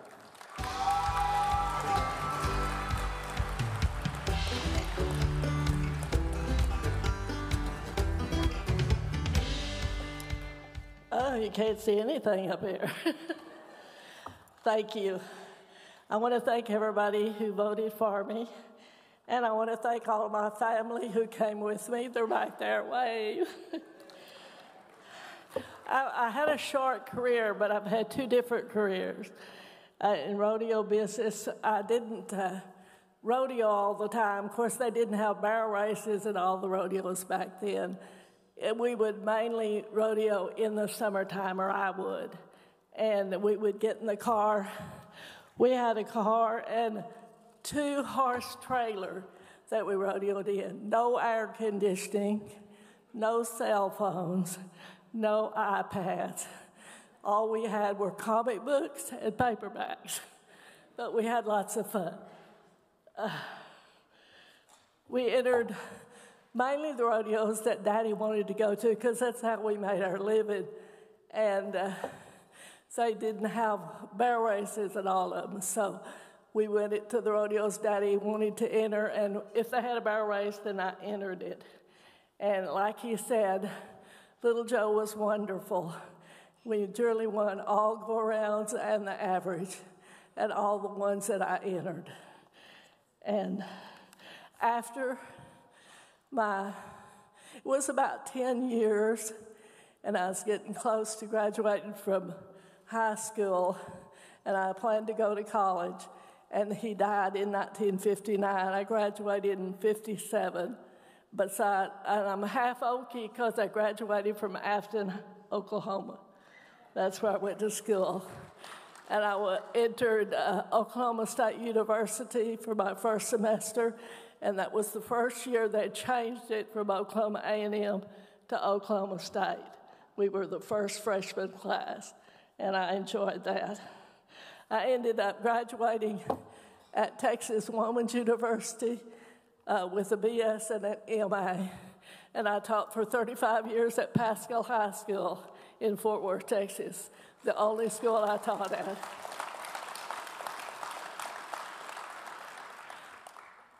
I retired in 2003, and I have fun playing with my great-grandchildren. I have 12. I'm going to have one's due in February, but I'm going to have 12 great-grandchildren, 10 boys and 2 girls. I have 2 daughters. I'm so proud of them, and I have 5 grandchildren, and they're the greatest joy of my life. When I think of rodeo business, I think of how much fun we had. I was with my parents. They were wonderful parents, and my brother, by the way, he's not my older brother. He's my younger brother by 2 years. And we had lots and lots of fun. So I'm proud to accept this honor on behalf of my mom and dad, Royce and Myra Seawald, and my brother, Ronnie Seawald, and my horse, Little Joe, who is the reason for my success. Thank you.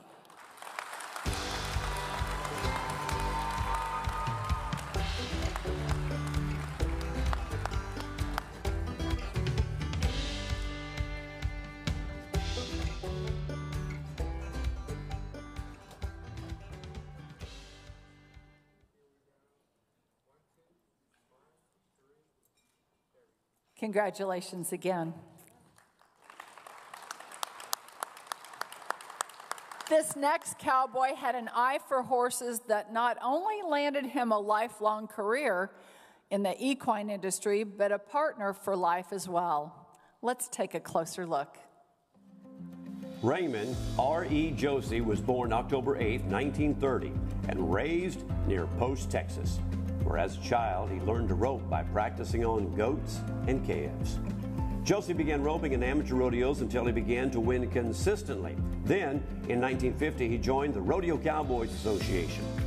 In 1965, he left his job working for an oil company and began to rodeo full-time.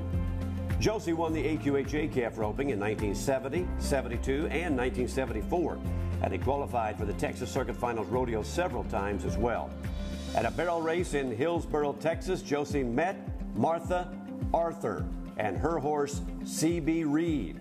Josie would later joke that he was attracted to them both. The Josies married in 1966 and, a year later, began conducting calf roping and barrel racing clinics at their home in Marshall, Texas. Despite being a keen competitor, Josie began dedicating his time to helping his students become champions. Over the years, the Josies taught more than 300,000 students at their clinics, with R.E. Josie becoming a longtime mentor and tutor to many who attended. He passed away February 2022. Please help me welcome into the Rodeo Hall of Fame class of 2023, R.E. Josie, and here to accept is his wife, who's a 2022 Tad Lucas Memorial Award recipient, Martha Josie.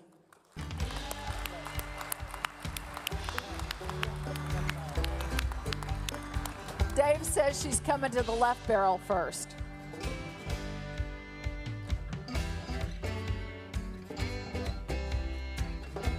While Martha's getting her hardware, this is a good time to remind you to get your nominations in for these inductees. Nominations close on December 31st, and as much as we know that R.E. is looking down on this from heaven, I know that he would love to be here in person to take this microphone away from you because you've been talking for him for over 50 years. Martha Josie. Thank you so much, Oklahoma City.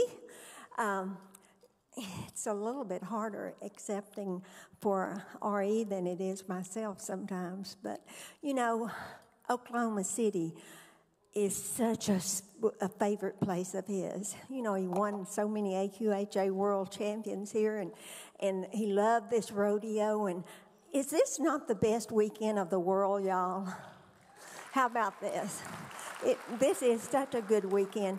And one thing, you know, the ones that I know Josie is so honored to be inducted with all these other people. Ronnie Seawalt, the Ton brother, Ronnie and R.E. rodeoed together. Tim Inslee, that talked a while ago, was one of Josie's students. And just on and on and on. Jerry Bigley, oh my gosh, he could enter so many rodeos and would always come by the ranch. And Benny Butler, you threw me out of more arenas than I can number. But I still like you. But you know, I actually, and this is a true story, y'all, I had a dream last night, and it was from Josie. And he said, and this is real, he said, you cannot go down there and accept this award.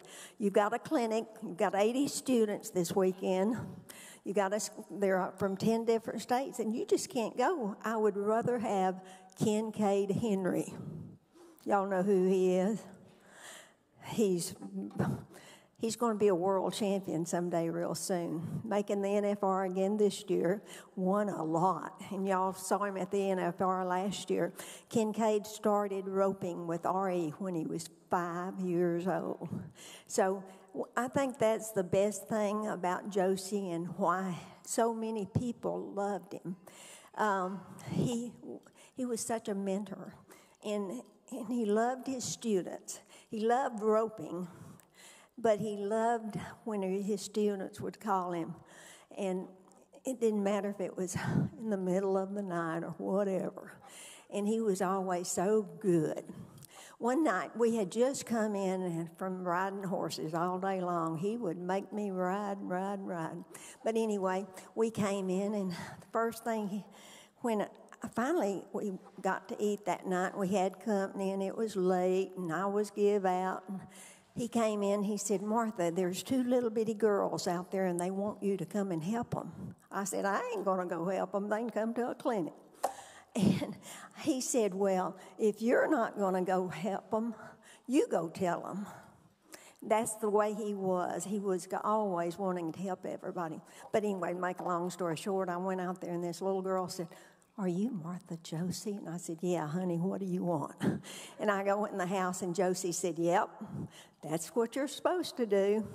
And that's how he was. Everybody loved him. And I want to thank my table tonight. And a lot of my people couldn't be here because they are at Josie Ranch tonight. But John Allen Bowes, who I went to school with, some of us are still alive, thank goodness. He is the one that nominated Josie, and R.E.'s daughter, Linda's here tonight, and her husband. And I just want to thank all of you people. And how many of y'all have heard of R.E. Josie's story? I know a lot of you have, because he could tell those stories. One time, in one of the best stories, he always was kidding me about my driving. And we were coming from Florida from a rodeo, and we had to be at home the next morning. And he said, we got to drive. And I said, okay. And he was driving, and I was sleeping. And he woke me up and he said, Martha, you have got to drive. I said, I can't. He said, oh, you can. So I got behind the wheel and I drove and drove till I got to a roadside park. And I pulled in, and when I pulled in, I went the other direction. I kind of pulled out in the other direction. Well, anyway, we had a little old camper, and I got up in there with Josie and went to sleep, and he woke up and he said, who's driving this damn thing? I said, you are. He said, how many miles did you go? And I said, oh, a long ways. Anyway, when he got in, he took off. Well, he was going back towards Florida and didn't know it because I had pulled out that other way. He got to a sign that said Montgomery, Alabama, and he was so mad. The next day he came in, he said, Martha, Josie, he said, do you know how far you drove? I said, a long ways. He said, you drove 3 miles. So anyway, I know a lot of y'all have heard the Josie stories, and they'll continue forever. But thank you so much for this award. And Oklahoma City, you're Josie's favorite. And Kelly Riley, thank you so much for all that you do. Your daddy, Lanham Riley, was one of R.E.'s very favorite. If y'all didn't know Lanham Riley, he was a heck of a roper and a judge and everything, and he was always the best person in the world. And thank you, Kelly, for all that you do for this great community, and thank you for all of you from Oklahoma and South Point. We love you. Aren't you still here? Okay. Anyway, we love everybody. Thank you so much.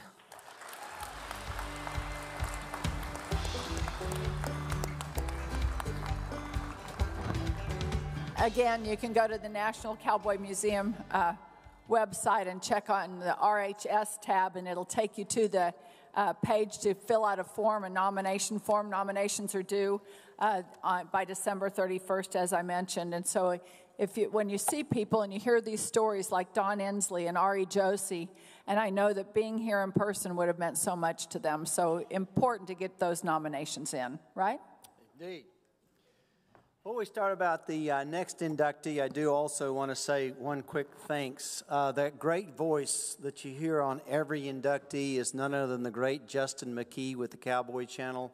Justin is one of the biggest supporters we have. He's not able to be here tonight. He's always here. But let's have a round of applause for Justin for what he does to donate his time to put these great clips together.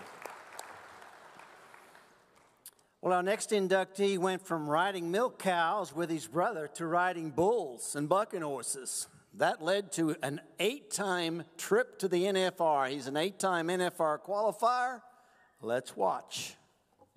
Born on the last day of 1948, Rusty Riddle was a mischievous redhead whose motto, "You've got to give it all you got," served him well throughout his years, competing in bareback, bull riding, and steer wrestling, and beyond. Riddle first qualified for the National Finals Rodeo Bareback in 1972, and he returned to the NFR every year through 1979. During those 8 trips to the NFR, Riddle rode 79 out of 80 horses, getting bucked off only once, courtesy of Billy Minnick's Devil's Dream. 4 times, Riddle was the PRCA Reserve World Champion bareback rider.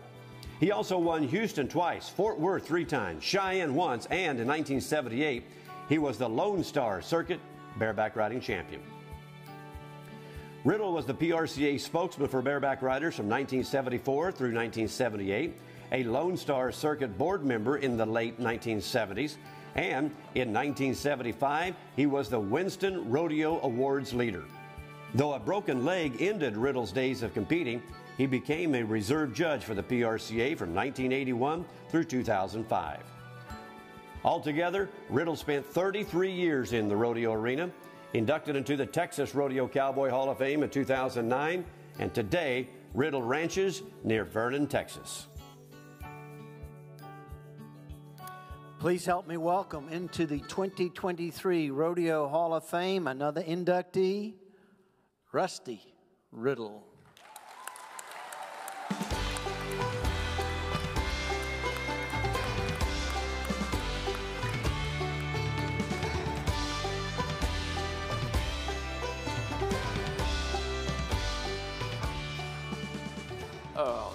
mercy me. I didn't know there's going to be that many people out here. Hope I don't have a Mitch McConnell moment or something here. There you go. Let's bring it down to your size. Okay. All right. Okay. You can go to town now. Okay, well, they kind of told all of our story on the montage there, and but I left home when we got all the milk cows broke to ride. Went to Fort Worth, Texas, to a amateur rodeo producer there, and went to work for him, and started this trail riding about 1964, and I worked for him 2 or 3 years. Tommy Steiner's rodeo outfit, which we all are familiar with, they rolled into town and was going to put on a Fort Worth rodeo. We kept some of their bulls. They kept some of their bulls out of their arena. This amateur producer.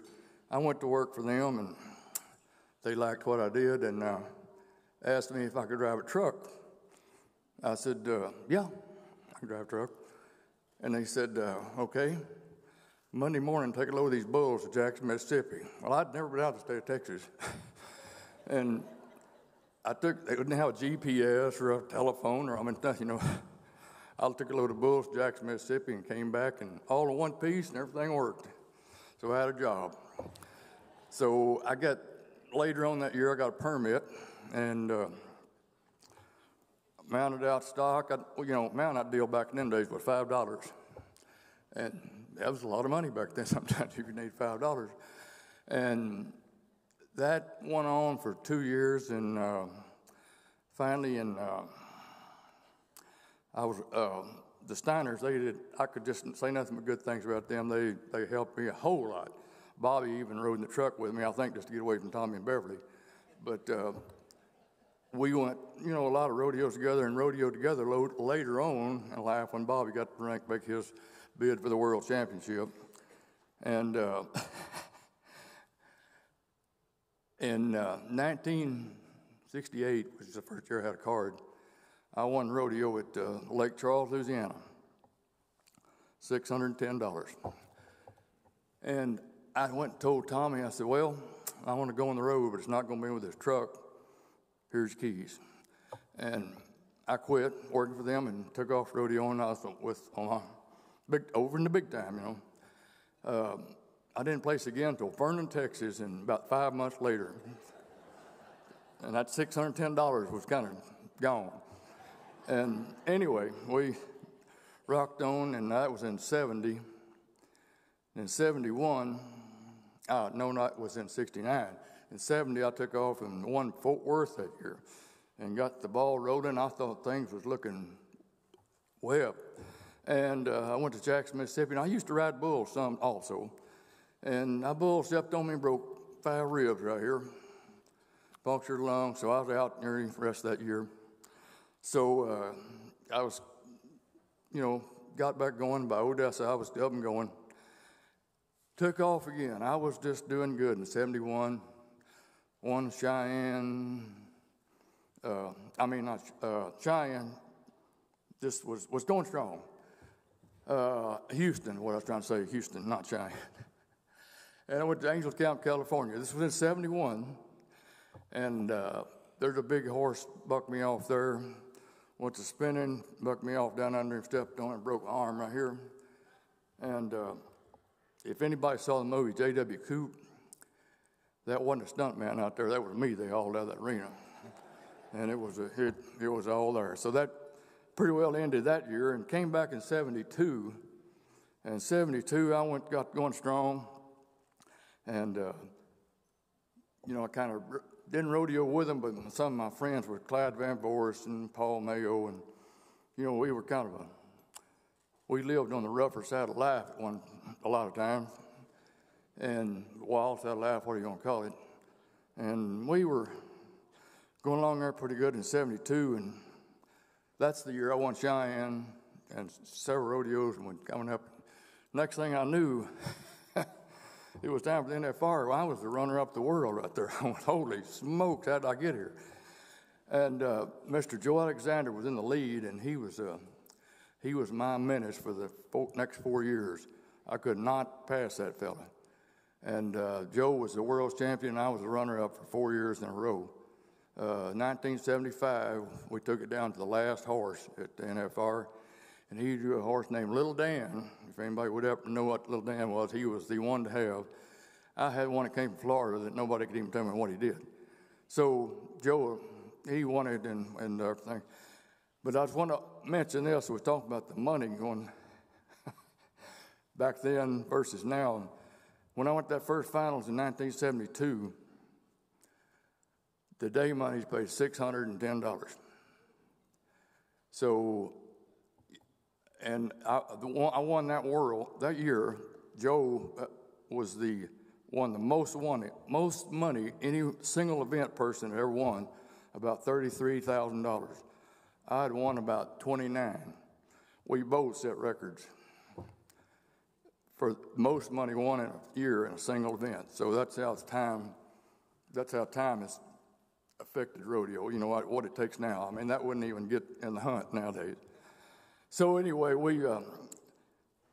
I rodeoed that year, and the next 4 years we were runner-up, and then I went to rodeo for the next 4 years to the finals. In 79, like I mentioned, they broke my Wayne Bowe. Wayne is not here, I don't guess, is he?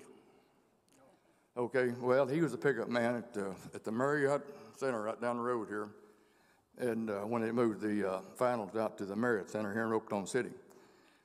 And I rode my horse, got off on the pickup man. Normal, everything was going fine. And we kind of split like this, and the bucking horse jumped and kicked. He didn't kick me, but his legs come down to the back of mine. Broke my leg plumb off, this femur right here, and I was gone again. As a matter of fact, it took about 1.5 years to get over that, and I was 30 years old, and I said, you know, this looks like a good place to stop this business. So I got an opportunity to run a ranch or not buy it, but rent a ranch, and we started ranching. When I say we, there's another thing that happened in 72. There was a girl riding a paint horse, trick riding, and her name was Dolly Butler. And I asked her to go out at Lake Charles, Louisiana again. There's a lot of things happening in Lake Charles, Louisiana. And she's to go out to have a cheeseburger and drink a beer or something, you know. Well, believe it or not, she said yes. And 2 years later, we got married, and that would be 50 years ago next February. So she's took care of me for a long time. We couldn't have asked for one to each other. But we've got 3 kids right with me right over here. We got Melissa, we got Kane, which Kane, today is a special day for him too. It's his birthday. So, you know, he's past 40, so I wouldn't try to spank him, let me tell you that. And Jade and his wife are here, and they've got 3 grandchildren, but they're a little too small to come. But Melissa's 3 granddaughters, her and Corey Navarre, they've got 3 granddaughters, and those girls will enlighten your day. And they're going to trick ride this year at the NFR. So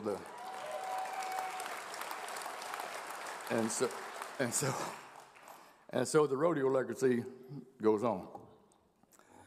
We're in the ranching business. We love the ranching business, and you know, we love the rodeo business too, because, you know, when you're part of the Butler outfit, you don't forget about rodeo. You love it. And I'd just like to say that this rodeo has been good to me. I would not know half the people I know today if it wasn't a rodeo. I know them from east to west coast, border to border. And I would have never met these people without the game of rodeo. And so I owe a lot to that. My wife, my everything. I got to say it's been a long, long ride. Been a rough one sometimes, but it's been a good one. And I tell you what, I hope we keep riding them. We're going to keep running this ranch and watching these girls as they trick ride and make a good go of this road. We're going to still stay in the rodeo business, but we're going to be going a whole lot slower. Thank you all very much. One more thing, I would like to say that this has been spoken out tonight. This is a Veterans Day, And we ought to all be proud of those people that died and fought for us to have this freedom we have right here. Thank you.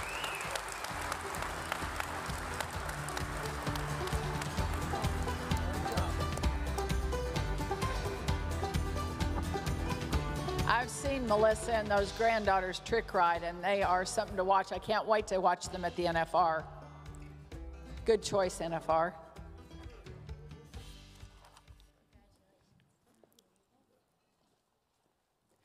Known for his megawatt smile and magnetic personality, our next inductee dominated the rodeo trail in the 70s with 12 bareback qualifications almost consecutively. Let's find out more. J.C. Trujillo was born in Prescott, Arizona, May 10, 1948, and that's where he began his rodeo career at age 6. As a teenager, Trujillo won the Arizona Junior Rodeo Association Bareback Championship, and as a member of the Arizona State University Rodeo team, he won the 1968 National Intercollegiate Rodeo Association Bareback Championship. Though Trujillo joined the PRCA in 1967, it was 1972 when he truly arrived. That year, he qualified for the NFR the first of 12 times, 1972 through 1983, and again in 1985. And in 1981, Trujillo took home the title of World Bareback Champion. He also won the bareback event at Prescott 5 times, Salinas 4 times, Ogden 3 times, Pendleton twice, and in 1982, he won Calgary along with $50,000. Trujillo was also co-champion bareback rider at the Ronald Reagan Presidential Rodeo in Washington, D.C. He helped start the downhill ski races at Steamboat Springs, Colorado, and for 18 years managed the Prescott Frontier Rodeo and Fairgrounds. Today, Trujillo divides his time between Prescott and his ranch outside of Steamboat Springs, Colorado. It is an honor to welcome J.C. Trujillo into the Rodeo Hall of Fame class of 2023.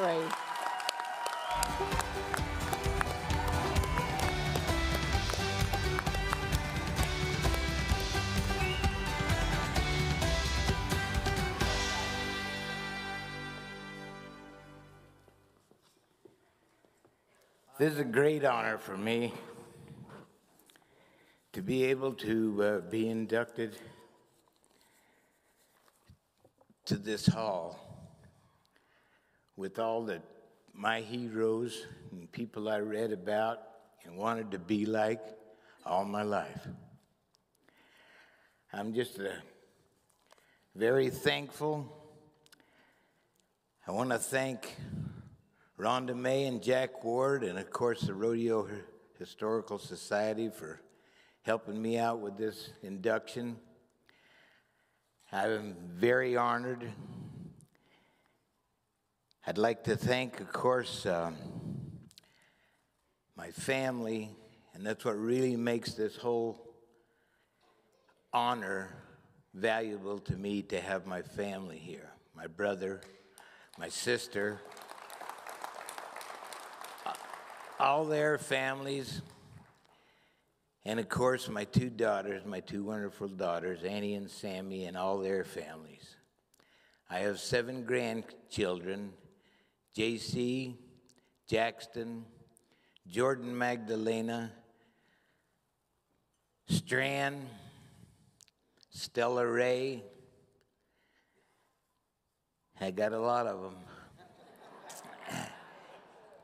Juki, and of course we got a new little one, Twister Meyer.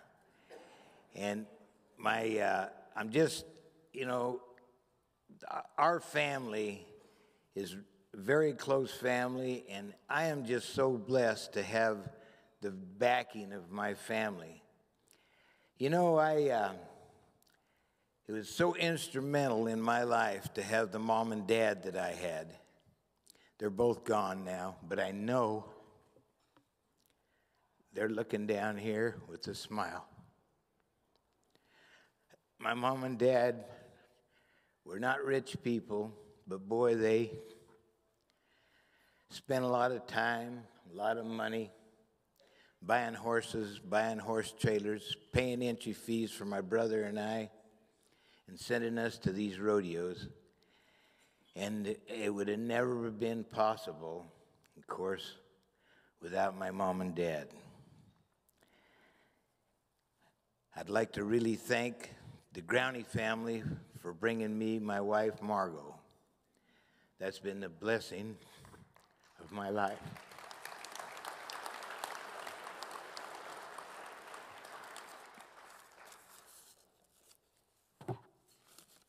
All our family, all the grandkids have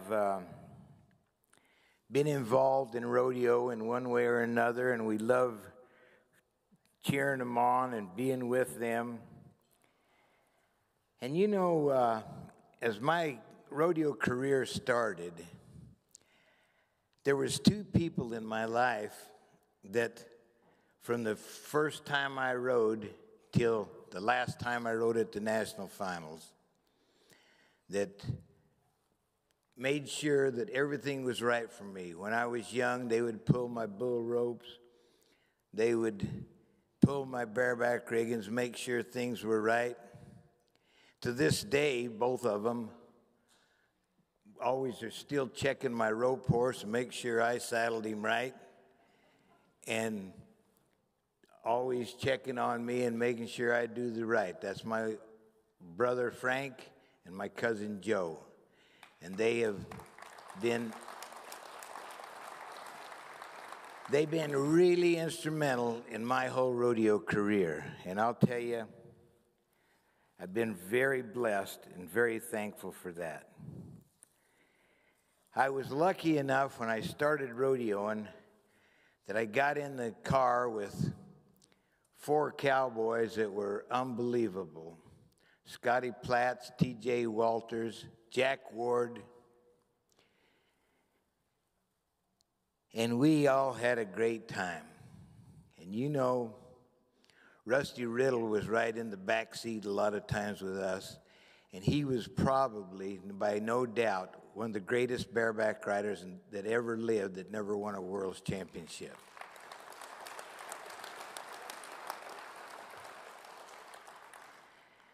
Again, the friends that I developed and made friends with in the rodeo business was so important to me. You know, winning a world's championship was a long-time world's champion that I wanted to be. That was a goal that I had set that was way out there in the distance that became a reality to me. And it was so important to me. But, you know, now as you get a little older, you look back at that and you see how important that all those friends, and I have so many friends in the rodeo business, and I am so blessed and so thankful for all the great friends that I have developed in the rodeo business.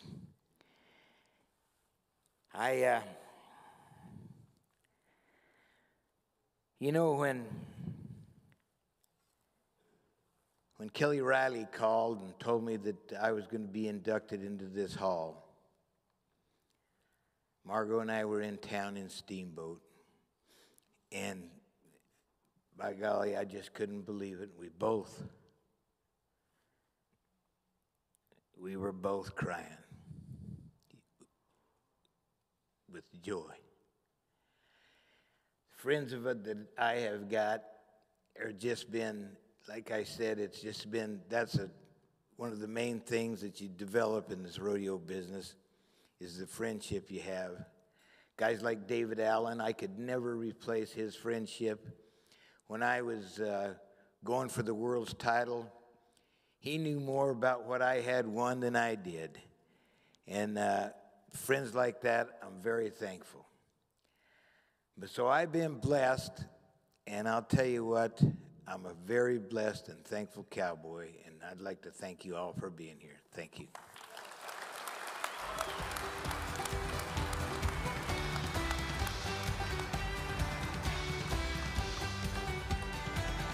I will tell you, as a broadcaster, you are always thrilled when the director or the situation told you that you were going to interview J.C. Trujillo because you always got, like we said, the megawatt smile, but you always got a very enthusiastic answer to your question.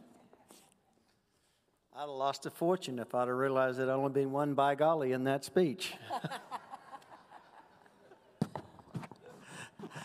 And by golly, he was special and still is. What a great round of applause. If that doesn't come from the heart, wow. Despite its misleading title, the job of a rodeo clown is no laughing matter. His willingness to always put the cowboy's safety over his own expert reflexes, our next inductee left the comedy to others. He left it in the dust. He had an art form. It was called bullfighting. Let's learn more. Born March 15, 1944 in Alvin, Texas, Skipper Voss started his bullfighting career in South Texas in 1961. 12 years later, while working for Steiner Rodeo Company, he joined the PRCA, working 135 rodeos his first year as a member and 142 in his second year. Voss was selected to work the National Finals Rodeo in 1974 and 1978. And in 1980 and 81, he was the Black Velvet Tournament of Champions. When Jim Sutton began organizing the World Champion Bullfights, he invited Voss, Wickpeth, and Miles Hare to the first meeting. Voss won the Beauty and the Beast World Champion Bullfights in 1982 at age 38, edging out Hare. Injuries to his knees eventually caused Voss to retire. Considered one of the best bullfighters ever, some say he possesses bull sense like none other.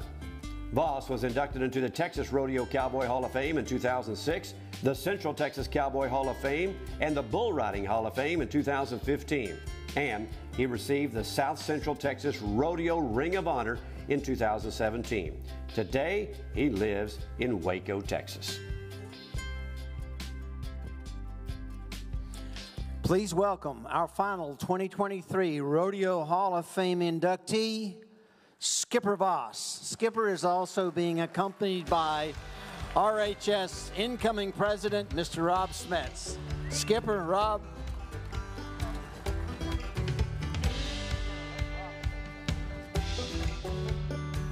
I asked for a chance to come share for a moment because I want people to realize how important Skipper Voss has been to the sport. Skipper Voss, Wickpeth was the Marciano of the sport. Dig it out of him. And Skipper Voss is our Picasso, our Michelangelo, the guy that put dressing to it and put some style and some class to it. And I brought this chair up because we were in Omaha, Nebraska. I was 19 years old, and I was having heck. Skipper was talking out there earlier today about the big bull Buster cutting him off and stuff. And I was having trouble. Bulls were cutting me off. And Skipper said, those bulls move like a horse. They move on a lead, and you've got to get him crossed over here to get him to go back the other way. And he said, the best thing to do is to do a step through. Well, I step through, and he goes, yeah, stand like this, get in front of a chair. He stood me up in front of a chair, and he goes, you throw your fake, you get your bull to change his direction here, and it's a step through. You come around. Well, that bull moves like a wheelbarrow. He's got to get his butt behind me to come on. So if I've got him turn 180, you do another step through. As he starts to fall over here, you go back. Well, Skipper gets me to doing this, and I'm doing it on the chair there in the dressing room. So we go back and forth, back and forth. I go out there. I win and go around. I'm 19 years old, but he spoke when we're in a competition against each other, and he's not worried about that he's competing against me. He's trying to pass on. And it's been so good. He passed on to me. He passed on to Miles Hare. Between the three of us, Miles Hare, me, and Skipper, we ended up winning 8 of the 20, out of 20 world championships between 3 guys because of his mastery. And I just wanted to make sure that that was shared here tonight. And Skipper Voss, God bless you.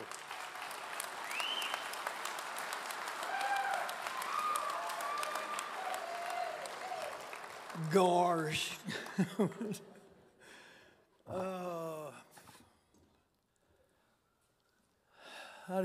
This is one of the greatest things that ever happened to me, other than rodeo. I mean, rodeo was great to me. and I don't remember much anymore. But I would like to introduce my wife of 31 years, Connie Voss, and my son, what's his name?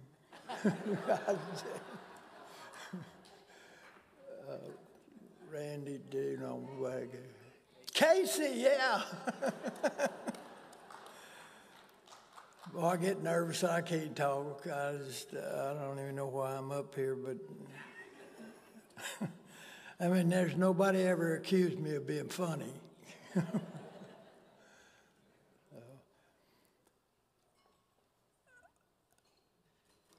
I might tell y'all a little story. I was at Cheyenne, Wyoming. We had a bullfight there. And this bull took me down the fence right in front of the people. Well, he caught up with me, threw me out over the fence, and I'm up in the air, and this guy's down there taking pictures. And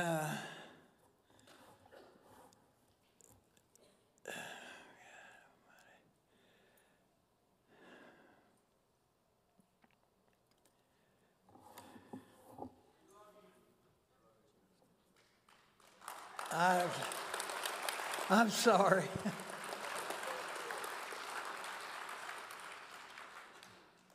But I'd like to thank the committee and everybody that did vote for me.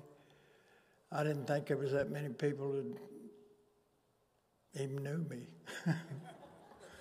So thank y'all for coming out. And that's about all I can say.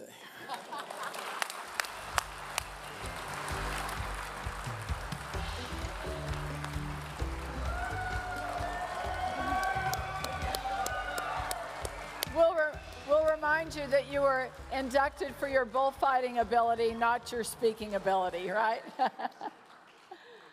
And you still have a whole fan club of people that remember the Skipper Voss moves.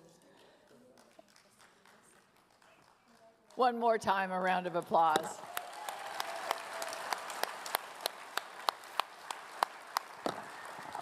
And that concludes this very special evening. Congratulations once again to all of our Rodeo Hall of Fame inductees and award recipients.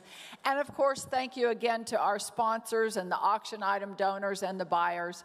If you placed a winning bid for either the silent auction items or live auction items, the checkout is right outside these doors across the hall. You'll be able to pay for those. The inductees and award recipients, please make your way to the stage. Go ahead and stay up here, Skipper, if you're still up here. But the rest of you, come on up. Again, we want to remind you, you can still join Rodeo Historical Society, and nominations are open until December 31st. Do you have anything left to say? You got it. Good night and happy trails.